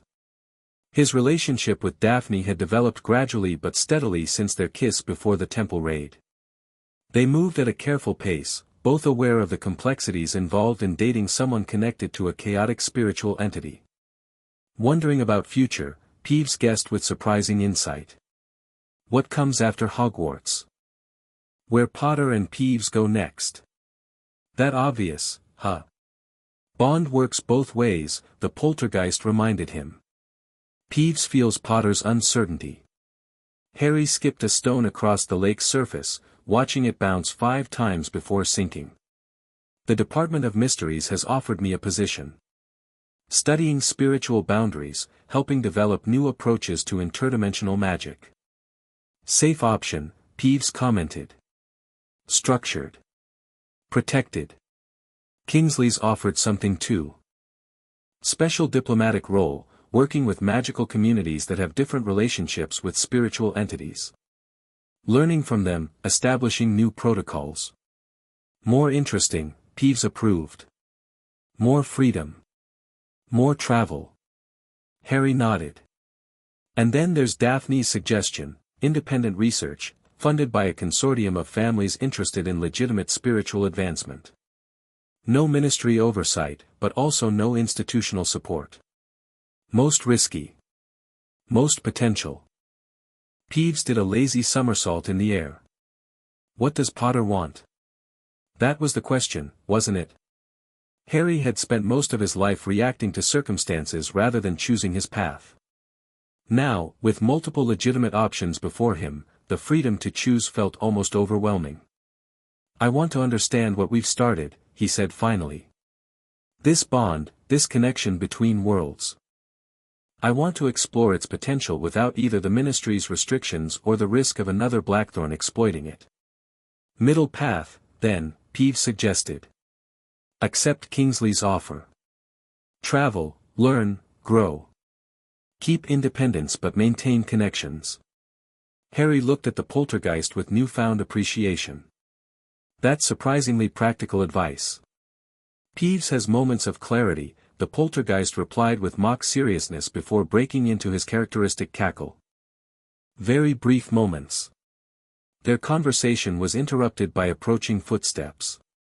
Harry turned to see Daphne walking toward them, her school robes exchanged for more casual attire now that classes were done for the day. "Having a philosophical discussion with your spiritual hitchhiker?" she asked, settling beside Harry on the grass. "Something like that," he admitted. "Weighing future options." "And has Peeves offered his chaotically sage advice?" "Kingsley's offer," Harry confirmed. "With modifications to preserve some independence." Daphne nodded thoughtfully. "It aligns with what I've been hearing through family channels. The international magical community is deeply interested in your unique situation. You could do significant good as a diplomatic representative." "And what about your plans?" Harry asked. "Still considering the Department of International Magical Cooperation.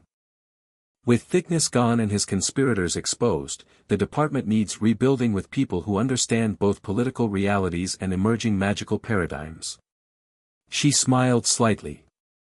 "They've offered me an entry position with unusual autonomy for a new graduate."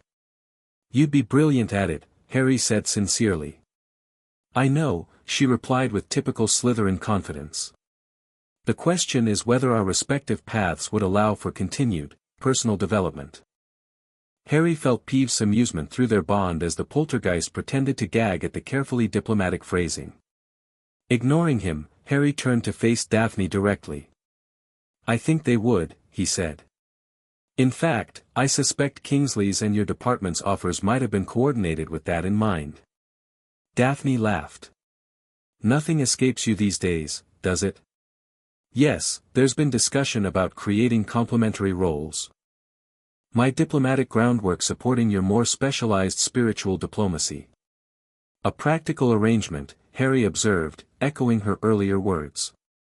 "With potential for less practical elements," she added, a rare vulnerability showing beneath her composed exterior. "If that's something you'd want." Harry reached for her hand, entwining their fingers. "I would. Very much." The moment was interrupted by Peeves making exaggerated romantic sighs overhead. Daphne arched an eyebrow at the poltergeist. "You realize any relationship with Harry includes you as the eternal chaperone?" "Peeves can be discreet," the poltergeist protested unconvincingly. "No, you can't," Harry laughed. "But you can give us privacy when needed." "Fine, fine," Peeves grumbled good-naturedly. Peeves knows when three's a crowd. He began to drift away, then paused. "But remember, bond works both ways. Peeves feels everything Potter feels. Everything." With that parting shot, he zoomed off toward the castle, cackling madly. "He's joking," Harry assured Daphne, seeing her momentarily horrified expression. "Mostly. The emotional connection is general, not specific." "Thank Merlin for small mercies," she replied, recovering her composure. "Though I suppose I've accepted the package deal, brilliant but unusual wizard complete with bound poltergeist and semi-spectral perception." "Having second thoughts?" Harry asked lightly, though a part of him genuinely wondered. Daphne shook her head. "No. Despite all logical considerations suggesting this is complicated beyond reason, I find I'm invested in the outcome." "Such a romantic declaration," Harry teased. "Do you write poetry too?" She swatted his arm. "Mock all you want, Potter.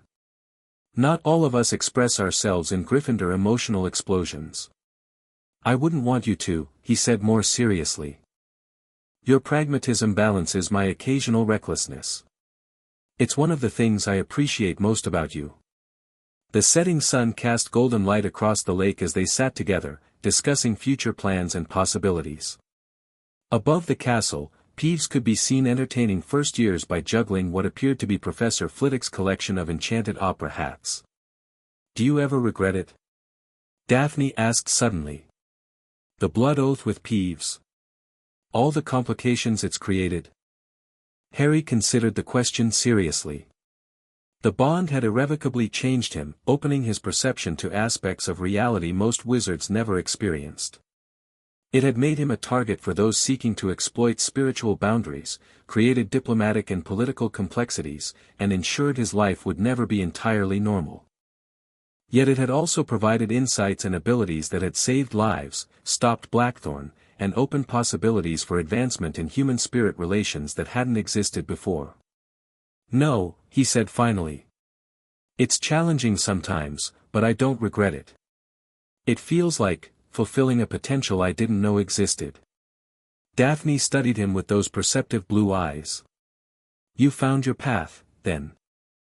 Not the one anyone expected for the boy who lived, but perhaps the one that makes the most sense for Harry Potter." "I think I have," he agreed. "Though I'm still figuring out exactly where it leads." "That's the interesting part," she replied with a small smile. "The discovery along the way." As darkness fell over the grounds, they remained by the lakeside, planning their futures and enjoying the present moment. In the castle behind them, Peeves continued his mischief, occasionally sending pulses of chaotic happiness through their bond.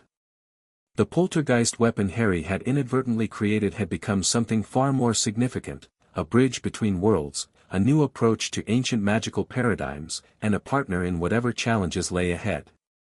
For Harry Potter, who had faced death and returned, binding chaos to his will had never been about creating a weapon. It had been about finding balance, between order and chaos, between the physical and spiritual, between the responsibilities of his past and the possibilities of his future. And in that balance, he had found a new kind of magic altogether. The end. Thank you for watching this video. Please be sure to subscribe to our channel and like this video.